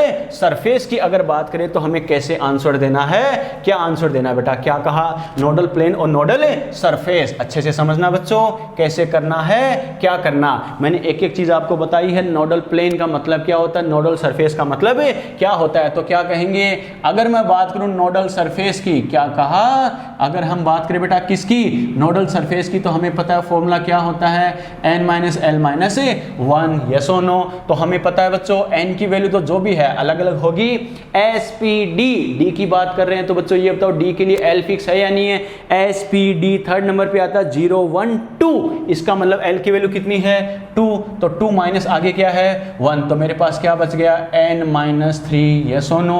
ये किसकी वैल्यू है, नोडल सरफेस की। क्लियर। चलो बेटा अब बात करें क्या, नोडल प्लेन, तो मैंने क्या कहा, नोडल प्लेन का नंबर क्या होता है बेटा, यानी नोडल प्लेन अपन कैसे डिसाइड करते हैं, किसके इक्वल, एल की वैल्यू के इक्वल, एल की वैल्यू क्या होती है 2, तो नोडल प्लेन भी क्या होंगे 2 होंगे बेटा। ओके, लेकिन एक्चुअल में 2 कौन कौन से होंगे इस बात को समझना, ये मैं क्या बना रहा हूं, ऑर्बिटल बना रहा हूं। क्लियर। और ये क्या बना रहा हूं बेटा, इनके नोडल प्लेन, यानी इसमें कौन कौन से होंगे। क्लियर। अपन किसकी बात करें बेटा, मैंने डायग्राम इसलिए नहीं मिटाए हैं, इनके अकॉर्डिंग ही समझ के इनके नोडल प्लेन लिखेंगे। ओके ठीक है बेटा। कैसे, ऑर्बिटल हमने कौन कौन से लिखे हैं, एक तो हमने लिखा है dxy, एक क्या लिखा है dyz, एक क्या लिखा है बेटा dzx, एक क्या लिखा है x स्क्वायर वाई स्क्वायर, एक क्या लिखा है dz स्क्वायर, यस और नो। अरे बात समझ में आई क्या, ये अपनी क्या है ऑर्बिटल है, इसके अकॉर्डिंग क्या करेंगे, इनके नोडल प्लेन डिसाइड करने हैं, तो तरीका वही है, नोडल प्लेन मतलब 2 एक्सिस को मिलाकर बनाना। क्लियर। प्लेन मतलब क्या, 2 एक्सिस को मिलाकर बनाना, और 2 एक्सिस वो लेंगे जहां पर इलेक्ट्रॉन की डेंसिटी 0 हो। क्लियर। देखो बेटा कैसे, यहां बात करें ये वाली एक्सिस कौन सी है, एक्स एक्सिस, ये कौन सी है वाई एक्सिस, तो ये परपेंडिकुलर जो होगी, मार्कर देखो बेटा कैसे सामने है या नहीं बोर्ड के, इसका मतलब परपेंडिकुलर लंबवत है, ये कौन सी है जेड है बेटा। इसका मतलब 2 एक्सिस को मिलाकर ऐसा कोई प्लेन बनाऊं जहां पर इलेक्ट्रॉन की डेंसिटी 0 हो, तो एक तो मैं क्या कर सकता हूं, अरे जेड को एक्स से मिलाकर इसे बीच में से काट सकता हूं, नहीं काट सकता हूं, यस और नो। अरे दोनों लोब के बीच में देखो बेटा, दोनों लोब के बीच में क्या, अरे थिन पतली लाइन क्यों होती है, मतलब यहां पर इलेक्ट्रॉन की डेंसिटी मिनिमम होती है। समझ में आ गया। क्लियर। तो मैंने क्या कहा, ये एक्स एक्सिस है, ये वाई एक्सिस है, सामने वाली क्या है जेड एक्सिस, तो जेड को एक तो मैं क्या मिला सकता हूं, एक्स से मिलाकर, क्या कहा, एक्स और जेड को मिलाकर एक प्लेन बना सकता हूं, नहीं बना सकता हूं, एक तो ऐसे काट सकता हूं बेटा। समझ में आ गया, एक तो ये हो गया, एक बच्चों जेड को मैं क्या कर सकता हूं, वाई से मिलाऊं, तो देखो जेड को वाई से मिलाकर ऐसे कोई प्लेन काट सकता हूं या नहीं काट सकता हूं, यस और नो। इसका मतलब क्या होगा, वाई और जेड। समझ में आया बेटा। क्लियर। तो इसके 2 नोडल प्लेन कौन से हो गए, एक तो मैंने क्या कहा Z X and Y Z, yes और नो। अरे कैसे आया, समझ में आ गया। क्लियर। ठीक है बेटा। दूसरा देखो डी वाई जेड, इसकी शेप हमें पता है बेटा ऐसे होता है। क्लियर। ठीक है। अब हमें पता है ये वाई एक्सिस है, ये जेड एक्सिस है, ये वाई है जेड है, तो सामने वाला जो मार्कर है बेटा परपेंडिकुलर, ये किसको रिप्रेजेंट करेगा, एक्स को। इसका मतलब क्या, 2 एक्सिस को मिलाकर प्लेन बना दो, यानी आर पार बीच में से काट दो जहां पर इलेक्ट्रॉन की डेंसिटी 0 हो, तो एक तो देखो एक्स को किससे मिलाऊंगा, वाई से, यस और नो। अरे एक्स सामने वाला है और वाई क्या है बच्चों, इस साइड वाला है। बच्चों देखो कैसे, मार्कर से समझना इस बात को। बच्चों देखो एक्चुअल में पोजीशन कैसे होती है, इस टाइप से होती है बेटा। देखो मार्कर की पोजीशन देखना, ये 3 मार्कर मैंने यूज किए, ब्लैक रेड और ब्लू, ऐसे समझना बेटा। देखो ये जो ब्लैक वाला है ये किसको रिप्रेजेंट कर रहा है बच्चों, किसको, y को, और रेड वाला किसको, z को, और ये ब्लू वाला ये किसको कर रहा है, x को रिप्रेजेंट कर रहा है। क्लियर। तो मैंने क्या कहा, इसके परपेंडिकुलर कौन सा है, x एक्सिस है। तो मैं क्या करूंगा, एक तो मैं प्लेन कौन सा बना सकता हूं बेटा, x और y को मिलाते हुए। देखो इन दोनों को मिलाकर ऐसा कोई प्लेन काटेंगे, नहीं काटेंगे। मैंने क्या कहा, दो एक्सिस को मिला के आर पार काट देना, यस और नो। तो क्या करेंगे, ये वाला मैंने कहा y था, सामने वाला ब्लू है वो कौन सा है, x है बेटा।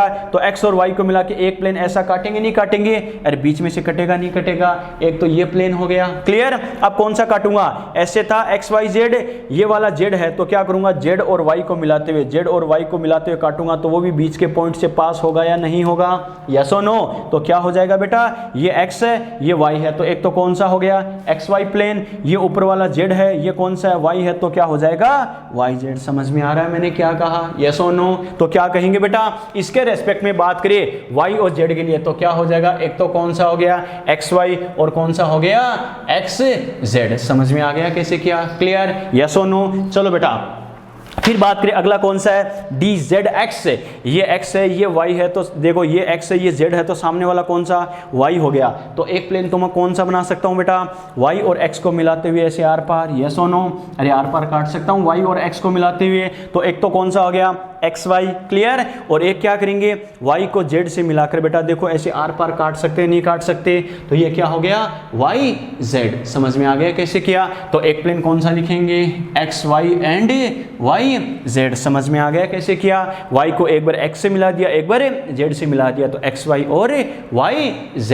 क्लियर। ठीक है बेटा, इन दो की बात करिए, नॉर्मली आपको कहीं से लिखा आएगा नोडल प्लेन, इसमें ये होता है वो होता है वो होता है, लेकिन ध्यान रखना इन दोनों की बात करिए, नोडल प्लेन का नंबर क्या, 0। ध्यान रखना बेटा, गलती करवा देगा। क्यों, नोडल प्लेन मतलब दो एक्सिस को मिलाकर बनाना, लेकिन वो एक्सिस काम में लेनी है जहां पर इलेक्ट्रॉन की डेंसिटी 0 हो। क्लियर। इसमें अगर बात करें इलेक्ट्रॉन कहाँ होता है बेटा, हमें पता है x और y दोनों के ऊपर होता है, मतलब x और y एक्सिस दोनों पर इलेक्ट्रॉन की डेंसिटी 0 है क्या, नहीं। और जब तक इन दोनों एक्सिस पर इलेक्ट्रॉन की डेंसिटी 0 नहीं है तो इनको क्या करेंगे, प्लेन बनाने में यूज कर सकते हैं क्या, नहीं। तो फ्री कौन सी बच गई, ओनली z वाली। और एक एक्सिस से हमें पता है प्लेन बनता है क्या, नहीं, एक लाइन बनती है बेटा। ओके, क्या बनती है, एक लाइन बनती है बेटा। ध्यान रखना ये एक्सिस और प्लेन है बेटा, इसमें डिफरेंस क्या होता है, इजी वे में समझना, सॉलिड स्टेट चैप्टर पढ़ेंगे उसमें भी बहुत काम आता है। कैसे, जैसे मान लो कोई बच्चा अपनी दूरदृष्टि है बेटा, सपोज करो दूरदृष्टि को क्या करें, अगर हम दूरदृष्टि को गोली मार दे बेटा, क्या कहा, अरे गोली मार देंगे तो क्या होगा, वो गोली आर पार होगी नहीं होगी, बुलेट याद है ना, गोली आर पार होगी तो क्या होगा, अब वो कहेगी सर मैं बीच में रोक लूंगी, वो बात अलग है। तो रजनीकांत नहीं है बेटा, मैंने क्या कहा, अगर दूरदृष्टि को गोली मार दे तो गोली क्या होगी, आर पार होगी नहीं होगी, एक लाइन में जाएगी बेटा, वो तो क्या होती है, लाइन। समझ में आ गया, मैंने क्या कहा, एक्सिस। क्लियर। ठीक है। प्लेन मतलब क्या बेटा, दूरदृष्टि को बीच में से काट दे तलवार से तो वो क्या हो जाएगा, आर पार कटेगी नहीं कटेगी, कटेगी, यानी क्या, आर पार काट देना, वो क्या होता है बेटा, प्लेन। समझ में आ गया। और इसके लिए दो एक्सिस यूज करते हैं, समझ में आ रहा है, क्लियर। तो ध्यान रखना लाइन और प्लेन, इनमें डिफरेंस क्या होता है। तो मैंने क्या कहा, प्लेन हमें बनाना है तो दो एक्सिस को मिलाना है। क्लियर। लाइन बोले तो एक ही एक्सिस, गोली वाला केस बेटा, समझ में आ गया। लेकिन प्लेन बोले दो एक्सिस को, तलवार वाला केस बेटा, आर पार काट देना। समझ में आ गया, क्लियर। तो मैंने क्या कहा, ये x है, ये क्या है बेटा, y है। तो इनके रेस्पेक्ट में तो हमने देखा, लेकिन इसकी बात करें dx² y², x एक्सिस पर इलेक्ट्रॉन प्रेजेंट है, y पर है, z फ्री है या नहीं है, z फ्री है, यानी एक ही एक्सिस फ्री है। और एक एक्सिस से कभी प्लेन बनेगा क्या, नहीं, तो 0 बोलते हैं। इसकी बात करें, बच्चा कहेगा सर z पर क्या है, इलेक्ट्रॉन प्रेजेंट है, कोई दिक्कत नहीं है, लोब की फॉर्म में है, लेकिन xy पर तो लोब नहीं है, xy पर लोब तो नहीं है, लेकिन हमें पता है नेगेटिव चार्ज रिंग की फॉर्म में, अरे रिंग की फॉर्म में इलेक्ट्रॉन प्रेजेंट है या नहीं है। मैंने क्या कहा, इलेक्ट्रॉन प्रेजेंट एब्सेंट ये जरूरी है, ना कि रिंग की फॉर्म में या लोब की फॉर्म में। समझ में आ रहा है मैंने क्या कहा, इसका मतलब क्या, जेड एक्सिस पर तो इलेक्ट्रॉन लोब की फॉर्म में प्रेजेंट है, एक्स और वाई पर लोब तो नहीं है। लेकिन मैंने क्या कहा था, जैसे ये वाला केस, रिंग वाला केस आपको बताया था, ये मार्कर है, ये जेड वाली लोब को रिप्रेजेंट कर रहा है, तो ये रिंग है, ये क्या करेगी, एक्स वाई प्लेन में ऐसे होगी। समझ में आ गया। तो एक्स वाई प्लेन में इलेक्ट्रॉन तो है ना, और जब तक इलेक्ट्रॉन होंगे तो हमें पता है अपन क्या कहेंगे,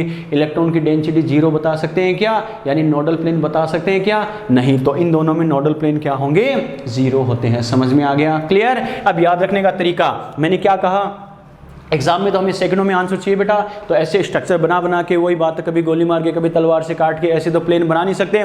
नैनो सेकंडों में कैसे आंसर देना है समझना बेटा। देखो डी एक्स वाई यानी इसके नाम में कौन कौन सी एक्सिस यूज हो रही है, एक्स और वाई। अरे एक्स और वाई यूज हो रही नहीं हो रही, कौन सी बच गई, जेड को दोनों से मिला दो, एक्स जेड वाई जेड, काम खत्म। समझ में आ गया, एक्स जेड और वाई जेड, क्लियर, ठीक है। डी वाई जेड यानी इसके फॉर्मेशन में कौन सी एक्सिस यूज हुई, वाई और जेड यूज हो गई, कौन सी बच गई, एक्स को 1/1 दोनों से मिला दो, एक्स वाई और एक्स जेड, काम खत्म, एक्स वाई और एक्स जेड, क्लियर, ठीक है बेटा। इसमें देखो डी जेड एक्स फ्री कौन सी है, वाई को 1/1 दोनों से मिला दो, क्या करेंगे, वाई जेड और एक्स वाई, काम खत्म। समझ में आया बेटा, यस और नो। तो कैसे बताना है और कैसे करना है, क्लियर। अगर हम बात करें बेटा इनके लिए टोटल नोट्स की, तो क्या करेंगे, टोटल नोट्स बेटा हमें पता है, दोनों का सम कर दो, तो क्या करेंगे, टोटल नोट्स क्या होता है, n-1 ही आ जाएगा। देखो इसका नंबर कितना है बच्चों, देखो नोडल सरफेस कितने आ रहे हैं,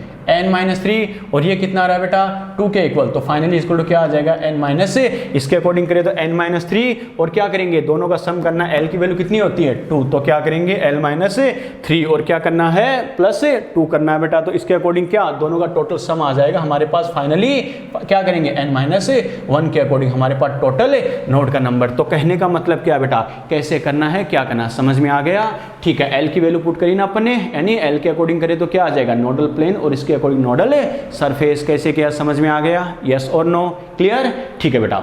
नोट करो फटाफट, स्क्रीनशॉट लो।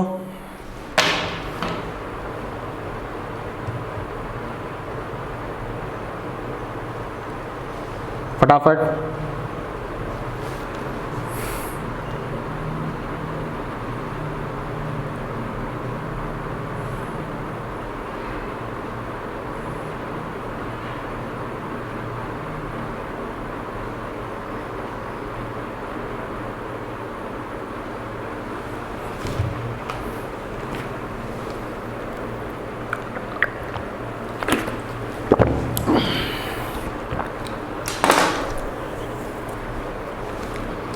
यार कैसे क्या समझ में आया,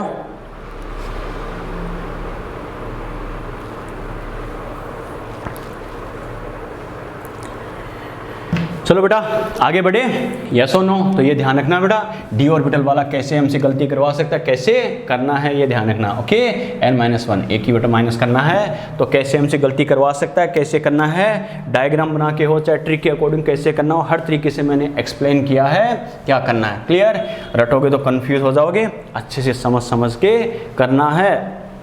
चलो ये अपने बात की बेटा किसकी, डी ऑर्बिटल के बारे में, क्लियर। चलो बेटा एक बात करें बेटा किसकी, नंबर 4 पे क्या बच गया, एफ ऑर्बिटल, ठीक है, यानी sp-d-f। इसमें बेटा ज़्यादा तो नहीं पूछेगा, ज़्यादा क्वेश्चन बनेगा क्या, p और d के बारे में, क्लियर। लेकिन एफ पे क्वेश्चन तो नहीं पूछेगा, लेकिन 1-2 पॉइंट इसके ध्यान रखना, इसमें डायग्राम बना के टाइम पास की जरूरत नहीं है, क्लियर।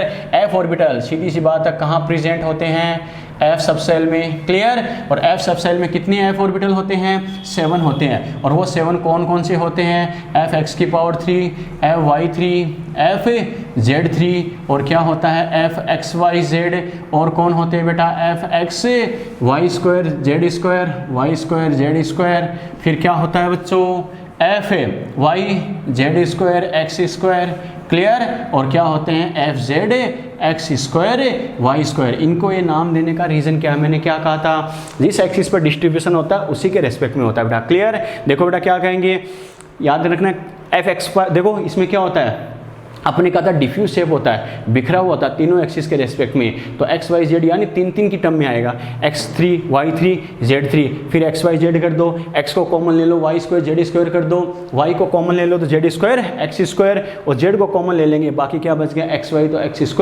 y², क्लियर, ठीक है बेटा। और ये कैसे होते हैं, डिफ्यूज शेप होते हैं, क्या कहा, डिफ्यूज्ड, और इनको बोलते हैं बेटा कॉम्प्लेक्स शेप, क्या कहा, डिफ्यूज शेप और कॉम्प्लेक्स शेप्ड होते हैं, क्लियर। और ये क्या होते हैं, 8 लोब होते हैं बेटा, इसमें कितनी लोब होती है, 8 लोब होती है। ये कैसे होते हैं, डायरेक्शनल होते हैं, दिशात्मक होते हैं, क्योंकि हमें पता है अगर लोब है तो एक फिक्स डायरेक्शन भी होगी, समझ में आ गया। इससे ज़्यादा इनके बारे में ज़रूरत नहीं है बेटा, स्क्रीनशॉट लो, काम खत्म। स्क्रीनशॉट लो।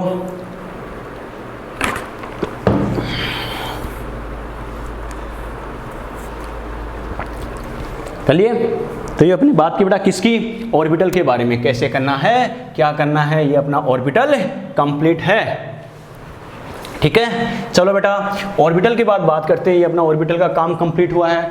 चैप्टर का जो लास्ट पार्ट डिस्कस करते हैं, rules for fill the subcell, यानी सबसेल को फिल करने के रूल कौन कौन से होते हैं। ओके, तो हेडिंग लिखते हैं बेटा क्या, rules for fill the subcell, यानी सबसेल को फिल करने के रूल्स क्या होते हैं। बच्चों कैसे, बच्चा कहेगा सर इसका मतलब क्या है, तो इसका मतलब क्या है बच्चों, देखो नॉर्मली क्या हम जो कॉन्फ़िगरेशन लिखते हैं 1s2 2s2 3s2 2p6 3s2 3p6 3d10 वगैरह लिखते हैं ना अलग अलग सीक्वेंस में, ऐसा नहीं है कि साइंटिस्ट ने ऐसे ही बता दिया। एक्चुअल में क्या सभी के लिए क्या अलग अलग साइंटिस्ट ने क्या कई सारे रूल्स बताए थे, तो सभी का कंक्लूजन यूज़ करते हैं बेटा। ओके, तो कई सारे साइंटिस्ट ने ये रूल बताए थे, उसके अकॉर्डिंग क्या करना है बच्चों, यानी सबसेल को फील किया जाता है। क्लियर, लेकिन सभी में एक बात कॉमन है कि सबसेल को कैसे फील किया जाता है, एनर्जी के इंक्रीजिंग ऑर्डर में। मैंने क्या कहा, एनर्जी के इंक्रीजिंग ऑर्डर में। इसका मतलब सबसे पहले क्या होगा, कम एनर्जी वाला सबसेल फील होगा, और उसके बाद क्या होगा, उससे ज़्यादा एनर्जी वाला सबसेल फील होगा। क्या कहा, सबसेल को फील करने का मेन बेसिस क्या है, मुख्य आधार क्या है, एनर्जी के सीक्वेंस में, ऊर्जा के क्रम में। क्या सबसे पहले जिसकी एनर्जी कम होगी वो फील होगा, उसके बाद जिसकी एनर्जी ज़्यादा होगी वो फील होगा, उसके बाद उससे ज़्यादा एनर्जी वाला। क्लियर, समझ में आया बच्चों। ठीक है बेटा, तो इसमें अलग अलग साइंटिस्ट के अकॉर्डिंग बात करें तो सबसे पहले जैसे मान लो होता है एक रूल आता है इसमें ओबो, क्या कहा, ओबो प्रिंसिपल। क्या कहा, ओबो प्रिंसिपल। क्लियर, ठीक है। बच्चा सोचता है सर ये साइंटिस्ट का नाम था क्या, नहीं बच्चों साइंटिस्ट का नाम तो नहीं था। एक्चुअल में क्या, ओबो जर्मन वर्ड है जिसका मतलब क्या होता है, बिल्डिंग अप, यानी बनाना। बनाना मतलब क्या, यानी सबसेल को फील करने के जो सीक्वेंस बनाते हैं वो कैसे अरेंज करते हैं। तो इसमें क्या कहेंगे, इस रूल के अकॉर्डिंग क्या होता है, ओबो प्रिंसिपल, ओबो रूल के अकॉर्डिंग क्या कहते हैं बेटा, एनर्जी के वही क्या इंक्रीजिंग ऑर्डर में सबसे पहले जिस सबसेल की एनर्जी कम होगी वो फील होगा, और जब इसमें मैक्सिमम इलेक्ट्रॉन आ जाते हैं तो उसके बाद क्या होगा, उससे ज़्यादा एनर्जी वाला सबसेल फील होता है। मैंने क्या कहा, सबसे पहले क्या कम एनर्जी वाला, जब उसमें मैक्सिमम इलेक्ट्रॉन आ जाएंगे तो क्या होगा, उससे ज़्यादा एनर्जी वाला फील होता है। ओके, बच्चा कहेगा सर कैसे, तो बेटा देखो इसमें याद रखने का क्या एक तरीका होता है बेटा, कैसे नॉर्मली बेटा देखो यहाँ तक बात करें ओबो प्रिंसिपल, ठीक है। इसमें बच्चों देखो मैं क्या एक टेबल टाइप से बना रहा हूँ जिसके अकॉर्डिंग याद रखना थोड़ा सा इजी होता है। ओके, देखो कैसे करना है, क्या करना है। नॉर्मली अगर अपन बात करें तो इस टाइप से एक सीक्वेंस होता है इनको अरेंज करने का। कैसे, जैसे मान लो यहाँ से मैं स्टार्ट करूँ 1 2 3 4 5 6 और 7। क्लियर, ठीक है बेटा। फिर यहाँ से स्टार्ट करूँ 1 2 3 4 5 6। क्लियर, फिर यहाँ से स्टार्ट करूँ बेटा 1 2 3 4, फिर यहाँ से स्टार्ट करूँ 1 और 2। बच्चा कहेगा सर ये सब क्या है, शुतुरमुर्ग के अंडे क्या ये, अरे ऑस्ट्रिच है क्या, नहीं बेटा। एक्चुअल में क्या, ये ट्रिक है बेटा, समझने का तरीका है। कैसे, ये 1s ये क्या है बेटा, 2s ये क्या है, 3s ये क्या है, 4s ये क्या होता है, 5s ये क्या होता है, 6s और ये क्या होता है 7s। क्लियर, ठीक है। इसकी बात करें बेटा, ये क्या होता है 2p, फिर 3p, फिर क्या होता है 4p, फिर क्या होता है 5p, फिर क्या होता है 6p, फिर क्या होता है 7p। क्लियर, ठीक है। ये क्या होता है 3d, फिर क्या होता है 4d, ये क्या होता है 5d, ये क्या होता है 6d, फिर ये क्या होता है बेटा 4f, ये क्या होता है 5f। समझ में आ रहा है बेटा। अब देखो कैसे करते हैं इसको, क्या एरो से क्या करते हैं, इनको सीक्वेंस मैच करते हैं बेटा। कैसे, ऐसे एरो बनाते जाते हैं और इस सीक्वेंस में इनको अरेंज करते जाते हैं। ओके, बच्चा कहेगा सर कैसे, तो ऐसे समझते जाना बेटा। बच्चा कहेगा सर इन एरो का मतलब क्या है, तो क्या करेंगे, अब इनकी हेड को इसकी टेल से मैच कर दो। क्या करो, इसकी हेड को मैंने क्या किया, इसकी टेल से मिला दिया, और इसकी हेड को मैंने क्या किया, इसकी टेल से मिला दिया। ओके, और इसकी हेड को इसकी टेल से, और इसकी हेड को इसकी टेल से, और इसकी हेड को इसकी टेल से मिला दिया। बच्चों देखो ये ट्रिक है सीक्वेंस याद रखने का तरीका, क्योंकि ऐसे सीक्वेंस रटोगे सभी का तो सभी का सीक्वेंस याद कर नहीं पाओगे। ओके, बच्चा कहेगा सर इससे करना क्या है, बच्चों देखो कैसे करना है, कई टीचर इसको दूसरे तरीके से भी करवा देते हैं, सभी का अपना अपना तरीका है, जैसे इजी लगे वैसे कर लेना बेटा, कोई दिक्कत नहीं है। ओके, अब देखो सीक्वेंस कैसे करना है, जैसे एरो की डायरेक्शन है वैसे चलते जाओ। कैसे, सबसे पहले क्या आएगा 1s, फिर क्या आएगा 2s, फिर उसके बाद कौन सा फिल करेंगे 2p, फिर कौन सा करेंगे 3s, फिर कौन सा करेंगे 3p, फिर कौन सा करेंगे 4s, फिर कौन सा करेंगे 3d, फिर कौन सा आएगा 4p, फिर 5s, फिर क्या आएगा 4d, 5p, 6s, फिर क्या आएगा 4f, 5d, 6p, 7s, फिर क्या आएगा 5f, 6d, 7p। समझ में आ गया बेटा, यस और नो?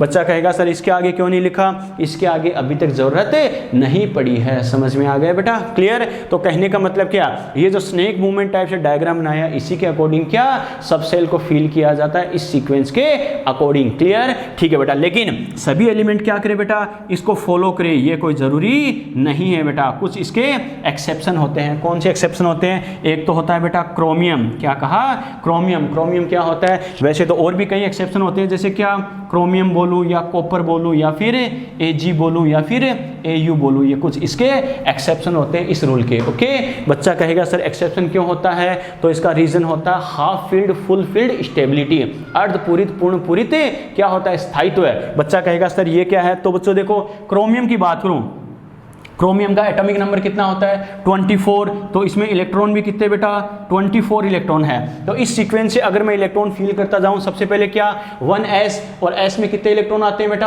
अरे एक ही ऑर्बिटल होता है, एक ऑर्बिटल में 2 इलेक्ट्रॉन आते हैं, तो मैं क्या लिखूंगा 1s2, फिर इसके बाद क्या 2, तो क्या लिखेंगे इसमें क्या आते हैं 2s2, फिर उसके बाद कौन सा 2p, p में मैक्सिमम कितने आ सकते हैं 6, अरे एक एक चीज अपने कैलकुलेट किए बेटा, याद है ना, तो क्या लिखेंगे 2p6, फिर कौन सा आ रहा है बेटा, इसके बाद देखो 3s, इसमें कितने आएंगे 2, तो क्या लिखेंगे 3s2। इसके अकॉर्डिंग अगर अपन बात करें बेटा, तो हमें पता है 3s के बाद कौन सा आ रहा है, अरे 3p आ रहा है, यानी क्या लिखेंगे 3p6। समझ में आ गया बेटा, यहां तक कितने हो गए देखो, यानी 4 और ये कितने, यानी यहाँ कितने 10 और 12 और 6 18, क्लियर 3p6। और यहाँ बात करें तो फिर क्या करेंगे 4s में कितने आते हैं 2, यानी कितने आ गए 20 के बाद क्या आ गया 3d, तो बची कितने गए 3d4। तो बच्चा कहेगा सर ये आएगा क्या, एक्चुअल में क्या आना ये चाहिए था, लेकिन ये क्या होता है रॉन्ग होता है, इसका एक्सेप्शन होता है। तो एक्चुअल में क्या होगा बेटा, इसके अकॉर्डिंग बात करें तो यहाँ तक तो सेम है, एक्चुअल में क्या होगा, यानी हाफ फील्ड फुल फील्ड का मतलब क्या होता है, जितने भी ऑर्बिटल होते हैं एक सब सेल के अंदर,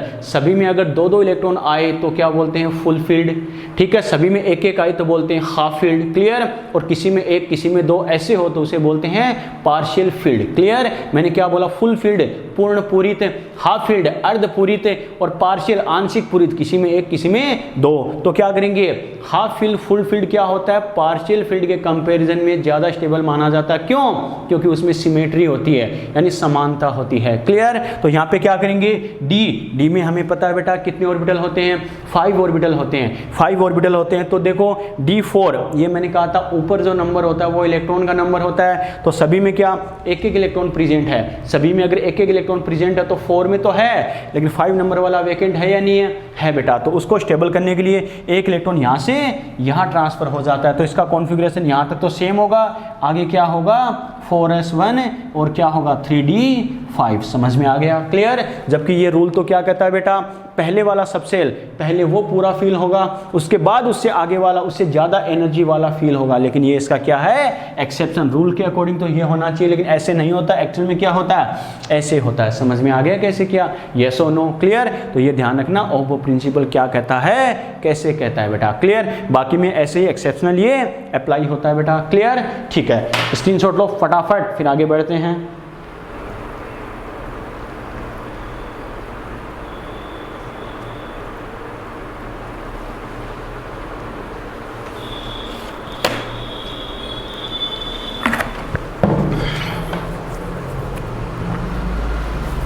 बात समझ में आ गई बेटा, यस और नो, अरे जान दो क्या। चलो ये तो अपने किसकी बात की बेटा, ओहम प्रिंसिपल, जो फर्स्ट वाला होता है सबसे पहले इसी के अकॉर्डिंग बात करते हैं। चलो सेकंड में अपन बात करते हैं बेटा, सेकंड कौन सा आता है N+L का रूल आता है, यानी एनर्जी का रूल आता है बेटा। क्या कहा, सेकंड कौन सा आता है N+L। तो सेकंड देखते हैं बेटा, क्या N+L या फिर एनर्जी रूल, यानी इसको दोनों बोला जाता है एनर्जी रूल, यानी N+L रूल या एनर्जी रूल, क्लियर। ये क्या कहता है बेटा, मेन बेसिस सभी का सेम है क्या, जिसकी एनर्जी कम वो पहले फील होगा और जिसकी एनर्जी ज़्यादा वो बाद में फील होगा। तो n+l रूल क्या कहता है, जिस सब सेल के लिए n+l की वैल्यू कम है उसकी एनर्जी कम होगी, वो पहले फील होगा। क्लियर। और जिस सब सेल के लिए क्या n+l की वैल्यू ज़्यादा है उसकी एनर्जी ज़्यादा होगी, वो बाद में फील होगा। क्लियर। बच्चा कहेगा सर कैसे, तो फॉर एग्जाम्पल जैसे मैं ये लिखूँ बेटा 3s, ठीक है, फिर क्या लिखा 3p, फिर मैंने लिखा है 3d। समझ में आ गया।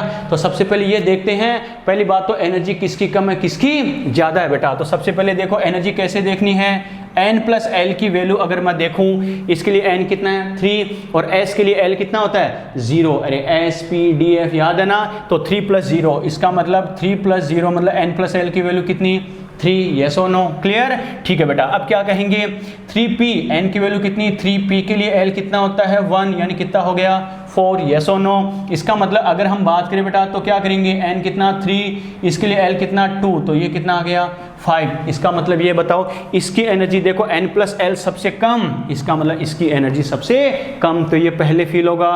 इसकी फिर इसके लिए n+l इससे ज़्यादा, तो ये इसकी एनर्जी इससे ज़्यादा, यानी इसके बाद ये फील होगा। और क्या उसके बाद हमें पता है बेटा सबसे ज़्यादा n+l क्या है, इसके लिए इसकी एनर्जी सबसे ज़्यादा, इसकी एनर्जी सबसे ज़्यादा है, तो ये सबसे लास्ट में फील होगा। समझ में आ गया। तो इनके फील होने का ऑर्डर आप क्या बोल सकते हो, सबसे पहले ये फील होगा, इसके बाद ये और इसके बाद ये होगा। समझ में आया कैसे किया। क्लियर, यस और नो। लेकिन आपको कई एग्जाम्पल ऐसे मिलेंगे, ये तो बच्चों वाला एग्जाम्पल है बेटा, इसमें कोई खास बात नहीं है। आपको कई एग्जाम्पल ऐसे मिलेंगे जिसमें क्या n+l की वैल्यू इक्वल होगी। मैंने क्या कहा, कई एग्जाम्पल ऐसे भी मिलेंगे जिनके लिए क्या n+l की वैल्यू इक्वल हो जाएगी। तो बच्चा कहेगा सर n+l की वैल्यू अगर इक्वल हो जाए तब क्या करेंगे, मतलब एनर्जी इक्वल आ जाएगी। जबकि आपने कहा सब सेल को कैसे फील करेंगे, कम एनर्जी वाला पहले उससे ज़्यादा एनर्जी वाला बाद में। तो जब n+l की वैल्यू बराबर है तो एनर्जी बराबर, एनर्जी जब बराबर है दो सब सेल की तो पहले कौन सा फील करे बाद में कौन सा फील करे। तो ये ध्यान रखना, अगर n+l की वैल्यू इक्वल आ रही है, मैं बोल रहा हूँ अगर n+l की वैल्यू इक्वल आए तो क्या करना, ओनली n की वैल्यू के अकॉर्डिंग एनर्जी देखते हैं। क्या कहा, अगर कोई दो सबसेल के लिए n+l का मान, n+l की वैल्यू बराबर आ रही है तो क्या करना, जिसके लिए n कम होगा उसकी एनर्जी कम पहले फील होगा, जिसके लिए n ज़्यादा उसकी एनर्जी ज़्यादा वो बाद में फील होगा। क्लियर। बच्चा कहेगा सर कैसे, तो मैंने क्या कहा था, एनर्जी को रिप्रेजेंट करने के लिए कौन सी क्वांटम नंबर यूज़ करते हैं बेटा, n और l। मेनली तो क्या होता है n होता है, l तो एसेसरी फॉर्म में होता है। समझ में आया। क्लियर। तो क्या करेंगे बेटा, अगर हमें कोई ऐसा example they they, for example जैसे आपको ये बोला गया है क्या 3D 4p और 5s ये बोला गया बेटा। क्लियर। चलो तो सबसे पहले क्या देखना है, n+l से देखेंगे, n+l बराबर आएगा तो ही अपना दिमाग लगाएंगे एक्स्ट्रा, वरना ज़रूरत नहीं है। कैसे, n की वैल्यू कितनी है 3 और d SPD l कितना है 2, तो कितना हो गया बेटा 5, काम खत्म। इसके लिए देखिए n की वैल्यू कितनी है 4, l कितना है 1, तो कितना हो गया 5। इसके लिए देखिए n कितना है 5, l कितना है 0, तो ये कितना हो गया बेटा 5। समझ में आ गया। n+l बराबर है तो ओनली किसके अकॉर्डिंग देखना है, n की वैल्यू के अकॉर्डिंग है, ओनली n की वैल्यू के अकॉर्डिंग देखिए। n कितना है 3, इसके लिए कितना है 4, ये कितना है 5।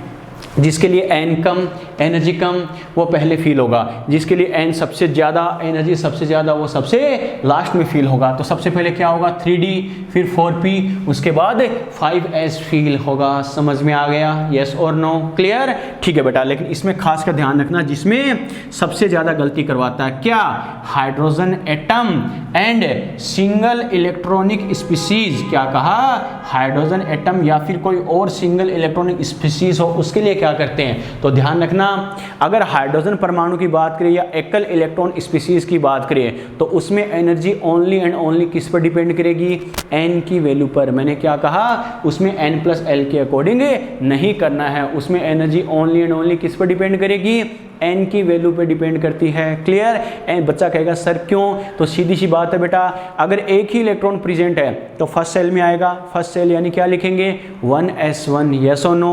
और 1s1, n तो 1 है कोई दिक्कत नहीं, लेकिन s की बात करें, s के लिए l कितना होता है 0, तो 0 ऐड करेंगे, जैसे कोई फर्क पड़ेगा क्या, नहीं। तो ओनली एंड ओनली किस पर डिपेंड करेगा, n। मैं किसकी बात कर रहा हूँ, हाइड्रोजन एटम या सिंगल इलेक्ट्रॉनिक स्पीसीज की बात कर रहा हूँ। एम्स में आया हुआ है, गलती करवा देगा बच्चा, इस बात को रट के रखता है और इसी के अकॉर्डिंग आंसर देता है, जो क्या है बेटा, रॉन्ग है। Clear.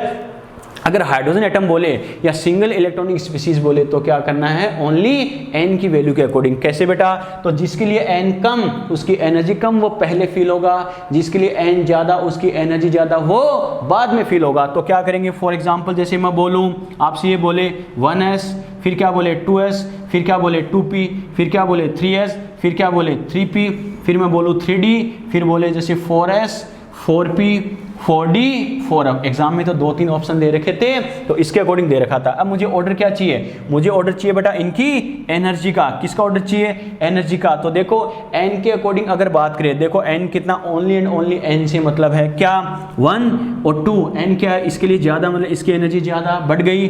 2s 2p, n same है ना, तो एनर्जी बराबर। क्लियर। 2p से 3s जाएंगे, n देखो 2 से 3 एनर्जी वापस बढ़ गई। 3s 3p 3d, n same है तो एनर्जी क्या होगी, इक्वल होगी। यस और नो। क्लियर। 3s, फिर क्या होगा, 3d से 4s जाएंगे, n बढ़ गया, n की वैल्यू इंक्रीज तो energy increase. 4s 4p 4d 4f, n बराबर है या नहीं है, n बराबर है तो एनर्जी भी बराबर। समझ में आ गया। तो कहने का मतलब क्या, इसमें इलेक्ट्रॉन सबसे पहले किस में फील होगा बेटा, इसमें फील होगा, इसके बाद इसमें फील होगा।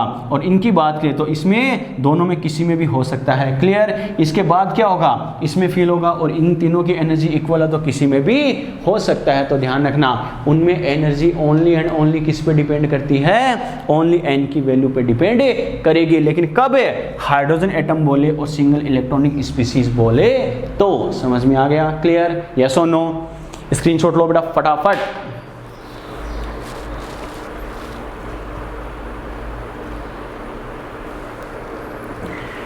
स्क्रीनशॉट लो फटाफट।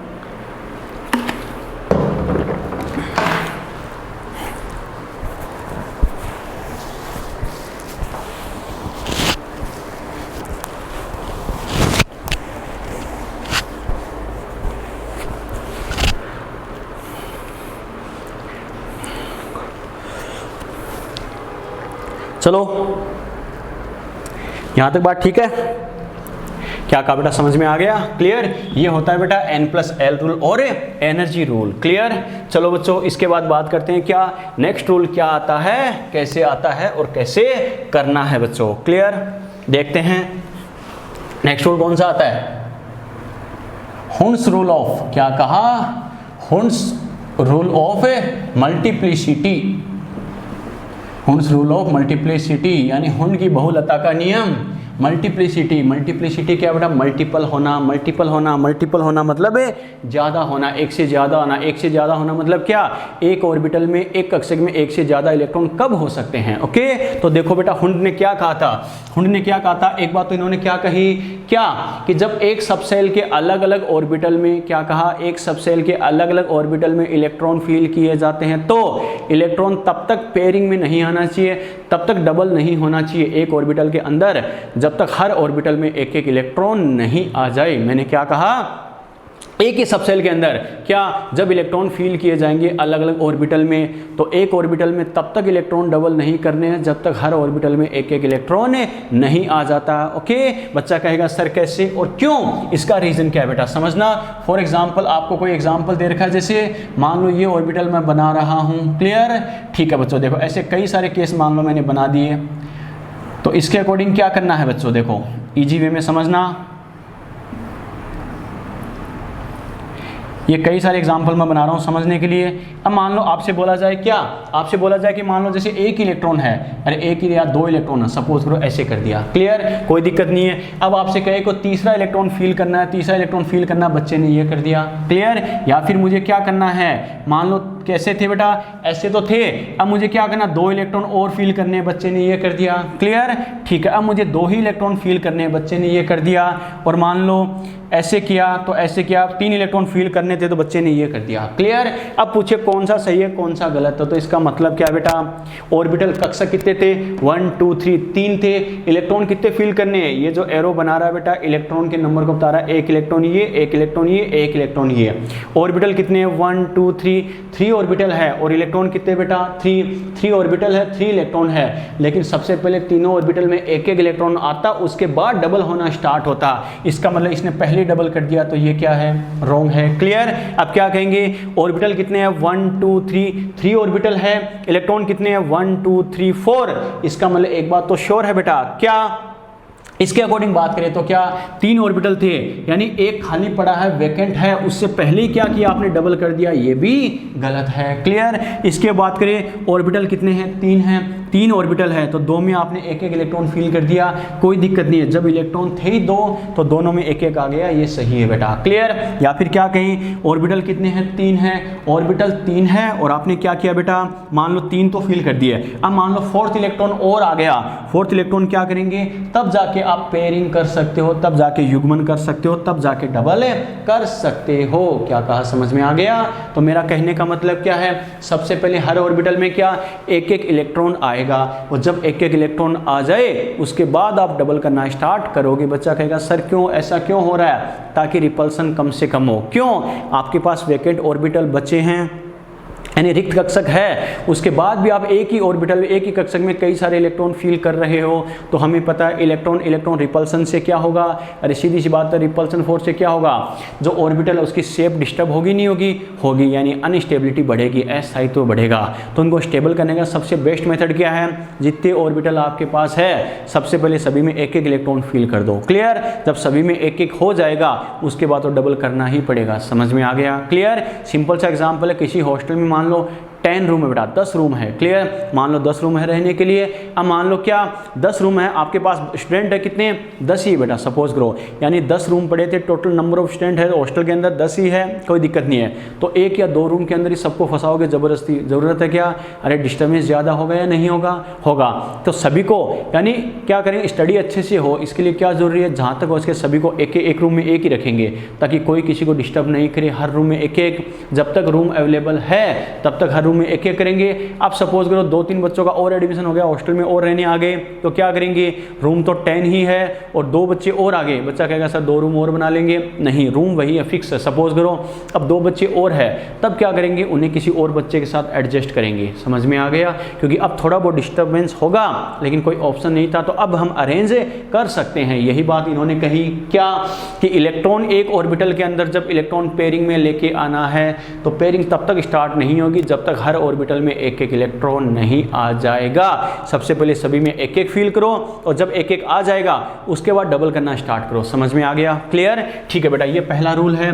दूसरे बात देखो इन्होंने क्या बताई, जो अनपेड इलेक्ट्रॉन होंगे, अनपेड मतलब क्या, अयुग्मित, यानी एक एक अनपेड इलेक्ट्रॉन होंगे, उनका सभी का स्पिन क्या होना चाहिए, सेम होना चाहिए। बच्चा कहेगा सर इसका मतलब क्या है, तो आपको याद है बेटा अपने क्या कहते हैं, इलेक्ट्रॉन अपनी स्पिन क्वांटम नंबर याद है ना, इलेक्ट्रॉन अपनी एक्सिस पर भी स्पिन करता है, नहीं करता, अपनी एक्स पर भी घूमता है, तो क्या होगा, एक क्या होना चाहिए, जैसे एरो हम बना रहे हैं बेटा, तो नॉर्मली एरो अपन क्या 2 टाइप के बनाते हैं, एक तो क्या ऐसे, एक बनाते हैं बेटा क्या ऐसे। इन दोनों का मतलब क्या होता है, जैसे मान लो अपन ये बना दिया या फिर ऐसे बना दिया। क्लियर। ये है बेटा क्लॉकवाइज, बात समझ में आई क्या, ये कैसा है, क्लॉकवाइज। ठीक है। इसके अकॉर्डिंग बात करें तो क्या करें, क्लॉकवाइज और एंटी क्लॉकवाइज, यानी डायरेक्शन देखो, अपवर्ड वाला होता है, मैंने क्या कहा, अपवर्ड वाला होगा वो क्या करेगा क्लॉकवाइज, डाउनवर्ड वाला क्या एंटी क्लॉकवाइज। समझ में आ रहा है बेटा मैंने क्या कहा, अपवर्ड वाला क्या जिसमें ऊपर की डायरेक्शन में होगा वो क्लॉकवाइज, और डाउनवर्ड डायरेक्शन वाला क्या करता है, एंटी क्लॉकवाइज होता है। क्लियर। तो क्या करना, जब अनपेड वाले हैं सभी अनपेड का स्पिन क्या होना चाहिए, सेम होना चाहिए। बच्चा कहेगा सर क्यों, तो सभी में क्या सिमिलरिटी हो इस वजह से। ओके। कैसे बेटा, देखो मान लो आपको ये ऑर्बिटल फील करने हैं, ये मान लो ऑर्बिटल फील करने, एक ऐसा है, दूसरा के हिसाब से दिया जाए, ऐसे दिया जाए। क्लियर। तो इसके अकॉर्डिंग मैं क्या कहूँगा, बच्चे को ये बोल दे, तो बच्चे ने मान लो ऐसे कर दिया, बच्चे ने ऐसे कर दिया, और बच्चे ने मान लो और ऐसे दे दिया, एक केस ऐसे दे दिया, तो क्या कहेंगे ये सही है क्या, ऊपर की दिशा वाला मैंने क्या कहा अपर डायरेक्शन वाला क्लॉकवाइज, डाउनवर्ड वाला एंटी क्लॉकवाइज, ये क्लॉकवाइज, ये एंटी क्लॉकवाइज, ये क्लॉकवाइज, मतलब रॉन्ग है। बात समझ में आई क्या, ये क्लॉकवाइज, ये क्लॉकवाइज, लेकिन ये एंटी क्लॉकवाइज, ये रॉन्ग है। ओके। ठीक है। या फिर आपसे क्या कह सकता है, ऐसा डायग्राम अगर दे दे, ऐसा डायग्राम दे दे तो सभी क्लॉकवाइज है, मतलब करेक्ट है। ठीक है। या फिर ऐसा दे दे, ऐसा क्या आपको ऐसा कोई केस दे रखा हो, मतलब ये भी क्या करेक्ट है। सभी देखो क्लॉकवाइज हो सारे, जरूरी नहीं है सारे एंटी क्लॉकवाइज हो। देखो मैंने क्या कहा, सेम होना चाहिए, सेम होना चाहिए, चाहे क्लॉकवाइज हो चाहे एंटी क्लॉकवाइज हो, यानी स्पिन क्या होना चाहिए, सेम होना चाहिए। नॉर्मली टीचर बेटा दो ही रूल बताते हैं, लेकिन ध्यान रखना बच्चा नॉर्मली दो ही रटता है कि मुझे आता है हुंड रूल, लेकिन ध्यान रखना सबसे ज़्यादा गलती इन्हीं में करवाएगा। क्या एक्चुअल में क्या होता है, 2 पॉइंट और ध्यान रखना जो आपसे गलती करवा सकते हैं। नॉर्मली बच्चे को यही ध्यान होता है, टीचर 2 तो सार को ही बताता है, ध्यान रखना। क्या अब इन्होंने क्या कहा, जो पेयरिंग होगी, एक बात तो इन्होंने कॉमन सी कही, इलेक्ट्रॉन की पेयरिंग यानी युग्मन तब तक स्टार्ट नहीं होगा जब तक सभी में एक एक इलेक्ट्रॉन नहीं आ जाता। अब क्या करेंगे, नॉर्मली हम क्या करते हैं, जब पेयरिंग स्टार्ट करते हैं तो ऐसे करते हैं। क्लियर, बच्चे से पूछे इनमें से कौन सा सही है। जैसे मान लो मैंने ये डायग्राम बनाया, मैंने ऐसे डायग्राम बनाए हैं कि बोले कौन सा सही होगा कौन सा गलत होगा, लेकिन बच्चे ने क्या दिमाग लगाता है, बच्चा देखो समझना बेटा इस बात को। अगर मान लो मैंने क्या 4 इलेक्ट्रॉन मैंने फील किया है, मान लो मैंने 4th इलेक्ट्रॉन मुझे फील करना है, तो मैं ऐसे कर रहा हूँ।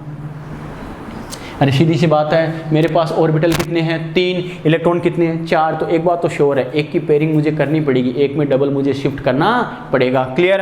अब बच्चा क्या कहेगा, बच्चे से पूछे इनमें कौन सा सही है, तो बच्चा कहेगा सर सबसे पहले सभी में 1 1 आया, ये 1 1। क्लियर। अब डबल करना पड़ेगा तो यहीं से स्टार्ट करूंगा, सर ये करेक्ट है, लेकिन इसमें तो ये दे रखा है तो सर रॉन्ग होना चाहिए, इसमें इससे डबल करना स्टार्ट कर दिया, ये रॉन्ग होना चाहिए, लेकिन एक्चुअल में तीनों ही करेक्ट है बेटा। क्यों, क्योंकि ध्यान रखना एक सबसेल के सभी ऑर्बिटल की एनर्जी इक्वल होती है नहीं होती, होती है, तो सभी की एनर्जी इक्वल है, तो डबल वाला इलेक्ट्रॉन चाहे किसी में फील कर दो, डबल यानी पेयरिंग करना जरूरी नहीं फर्स्ट से ही स्टार्ट करो, आप इससे भी कर सकते हो इससे भी कर सकते हो, क्योंकि इलेक्ट्रॉन को फील करने का बेसिस क्या है बेटा, यानी एनर्जी। और एक सबसेल के सभी ऑर्बिटल डीजनरेट होते हैं, समभ्रंश होते हैं, याद है ना। तो जब सभी ऑर्बिटल की एनर्जी इक्वल है तो 4th इलेक्ट्रॉन यानी पेयरिंग आप किसी से भी कर सकते हो, इससे भी या फिर इससे भी। समझ में आ गया मैंने क्या किया, क्लियर। तो एक रूल ये ध्यान रखना, ओके। एक रूल क्या होता है, बच्चे से बोला जाए किन में से कौन सा करेक्ट है, बच्चे से बोला जाए कि कौन सा करेक्ट होगा, तो आपसे बोले एक तो मैंने ये बोला है, एक मैंने ये बोला है, एक मैंने ये ऐसे बनाया बेटा। जैसे मान लो इसकी बात करें, एक आपको ऐसे बना के दे रखा है, ठीक है। बच्चों को बोले हुंड रूल के अकॉर्डिंग कौन सा सही है, तो बच्चा कहेगा सर इसमें तो दोनों डायरेक्शन सेम है, ये गलत है, इसमें दोनों डायरेक्शन अपोजिट है, ये सही है, इसमें सेम है, ये गलत है, ये दोनों अपोजिट है, मतलब ये सही है। लेकिन एक्चुअल में ध्यान रखना ऐसा नहीं है बेटा, ये भी सही है और ये भी सही है, ओके। बच्चा कहेगा सर आपने ये क्यों कहा अपोजिट स्पिन के साथ, तो वो बात पाउली ने बताई थी लेकिन हुंड ने नहीं बताई थी। मैंने क्या कहा, हुंड ने ये नहीं कहा था कि पेयरिंग वाले का स्पिन अपोजिट होना चाहिए। मैंने क्या कहा फिर सुन लेना, हुंड ने सिर्फ ये कहा था सबसे पहले हर ऑर्बिटल में एक एक इलेक्ट्रॉन आएगा, और जब हर ऑर्बिटल में एक एक इलेक्ट्रॉन आ जाए उसके बाद डबल करना स्टार्ट करना। उसने ये नहीं कहा था कि जो डबल करोगे उसका स्पिन अपोजिट होना चाहिए, उसने ये कहा था जब सब सिंगल सिंगल होंगे तब उनका स्पिन सेम होना चाहिए। समझ में आ गया, क्लियर। तो बच्चा कहेगा सर हम नॉर्मली फिर ये क्यों यूज करते हैं, ये इसलिए यूज करते हैं, मैंने क्या कहा था, ये सबसेल को फील करने के रूल सभी का कंक्लूजन हम यूज करते हैं। पाउली ने कहा था ऐसे अगर करोगे तो एन स्टेबिलिटी ज्यादा होगा, अस्थायित्व ज्यादा होगा, तो ये ज्यादा बेटर है, इस वजह से ये यूज करते हैं। समझ में आ गया, क्लियर। लेकिन हुंड की बात करें, हुंड ने ये नहीं बताया था कि जो पेयरिंग में होगा डबल वाले इलेक्ट्रॉन होंगे वो क्या होगा, उनका स्पिन सेम होना चाहिए या अपोजिट होना चाहिए। तो ध्यान रखना सारे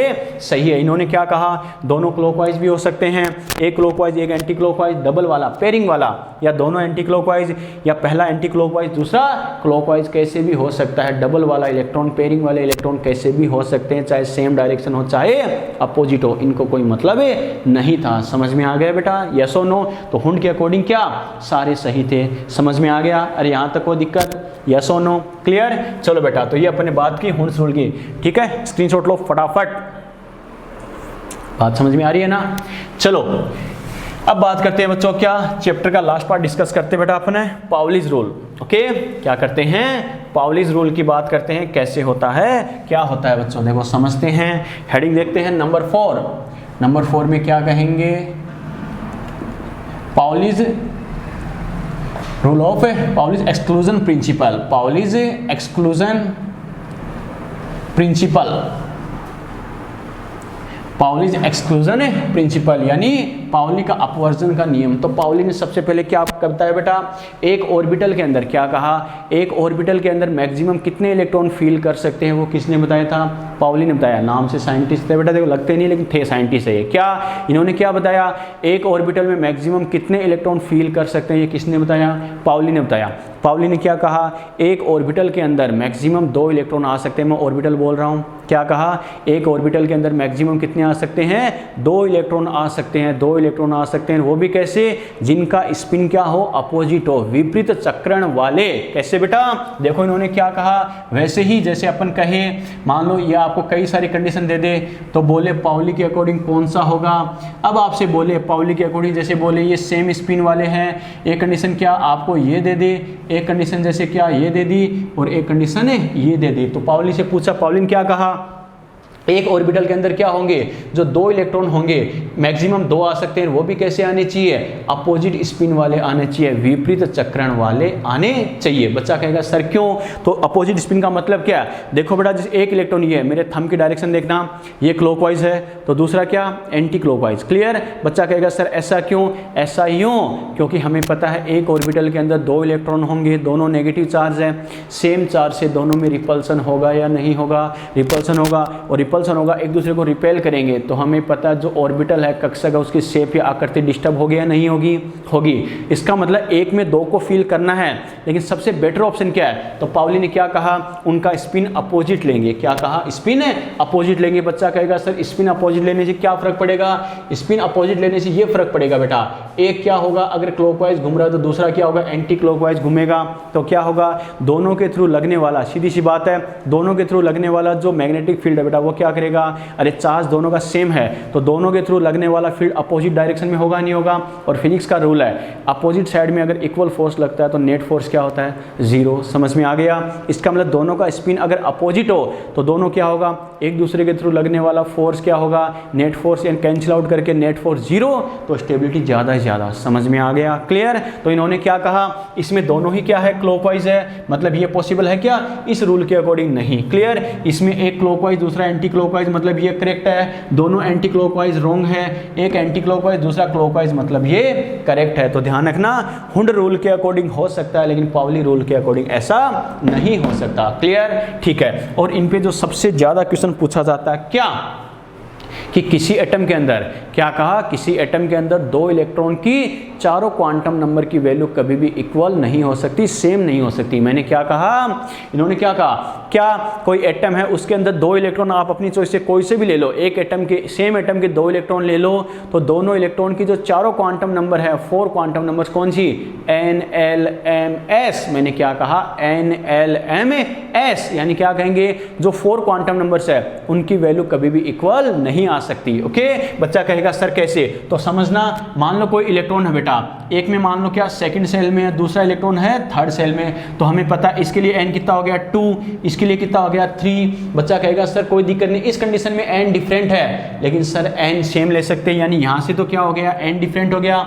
बच्चा कहेगा सर आपने कहा कोई भी 2 इलेक्ट्रॉन ले लो तो कोई दिक्कत नहीं है, जरूरी है क्या एक सेकंड सेल का लो, एक थर्ड सेल का लो। सर दोनों इलेक्ट्रॉन इसके लोगे या नहीं लोगे, बिल्कुल बेटा लेंगे। दोनों इलेक्ट्रॉन इसके ले लो तो कौन सा, 3s और 3p। बच्चा कहेगा ये लो सर, n सेम हो गया, n सेम हो गया, लेकिन हमें पता इसके साथ s आ रहा है, इसके साथ क्या आ रहा है, p आ रहा है, और हमें पता सब सेल अलग हो गया, तो हमें पता है बच्चों l डिफरेंट हुआ या नहीं हुआ, यस और नो, l डिफरेंट हो गया। बच्चा कहेगा सर आपने यही तो कहा है, क्या कोई भी 2 इलेक्ट्रॉन ले सकते हो, तो जरूरी हो क्या 3s 3p ले, ओनली 3p ले लो, कोई दिक्कत नहीं है, ओनली 3p ले लो, तो ये ले लो बेटा, कोई दिक्कत नहीं है, 3p ले लिया। बच्चा कहेगा सर 3p में क्या होते हैं, 3 ऑर्बिटल होते हैं, 3 ऑर्बिटल होते हैं, तो इसमें क्या करेंगे, इलेक्ट्रॉन के रेस्पेक्ट में मैं बात करूं, एक इलेक्ट्रॉन ये है, एक इलेक्ट्रॉन ये है, एक इलेक्ट्रॉन ये है। सर तीनों ऑर्बिटल क्या है, p सबसेल के हैं, तो तीनों के लिए l सेम है या नहीं है, l तो सेम है, लेकिन अब हमें पता है l सेम हो गया तो तीनों इलेक्ट्रॉन के लिए हमें पता है m की वैल्यू क्या होगी, -1 0 +1। अरे यस और नो, याद है ना, P के लिए L कितना, P के लिए L होता है बेटा 1, L 1 है तो M क्या होगा -1, 0 और +1, तीनों को सीक्वेंस में लिख दिया। तो मैं एक इलेक्ट्रॉन ये यूज़ करूँ, एक इलेक्ट्रॉन है ये यूज़ करूँ, क्लियर। इसके लिए M कितना -1, इसके लिए M कितना 0, तो अपन क्या कह सकते हैं, ये लो सर M भी डिफरेंट हो गया।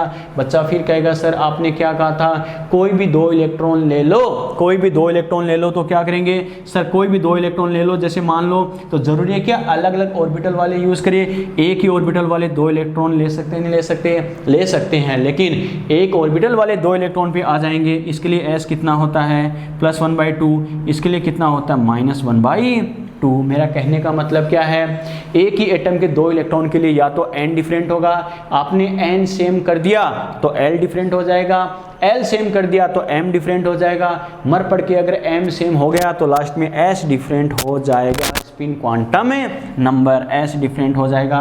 समझ में आ गया। तो कहने का मतलब क्या है, एक एटम के कोई भी 2 इलेक्ट्रॉन अगर हम ले, उनमें से क्या मैक्सिमम 3 तक सेम हो सकते हैं क्वांटम नंबर।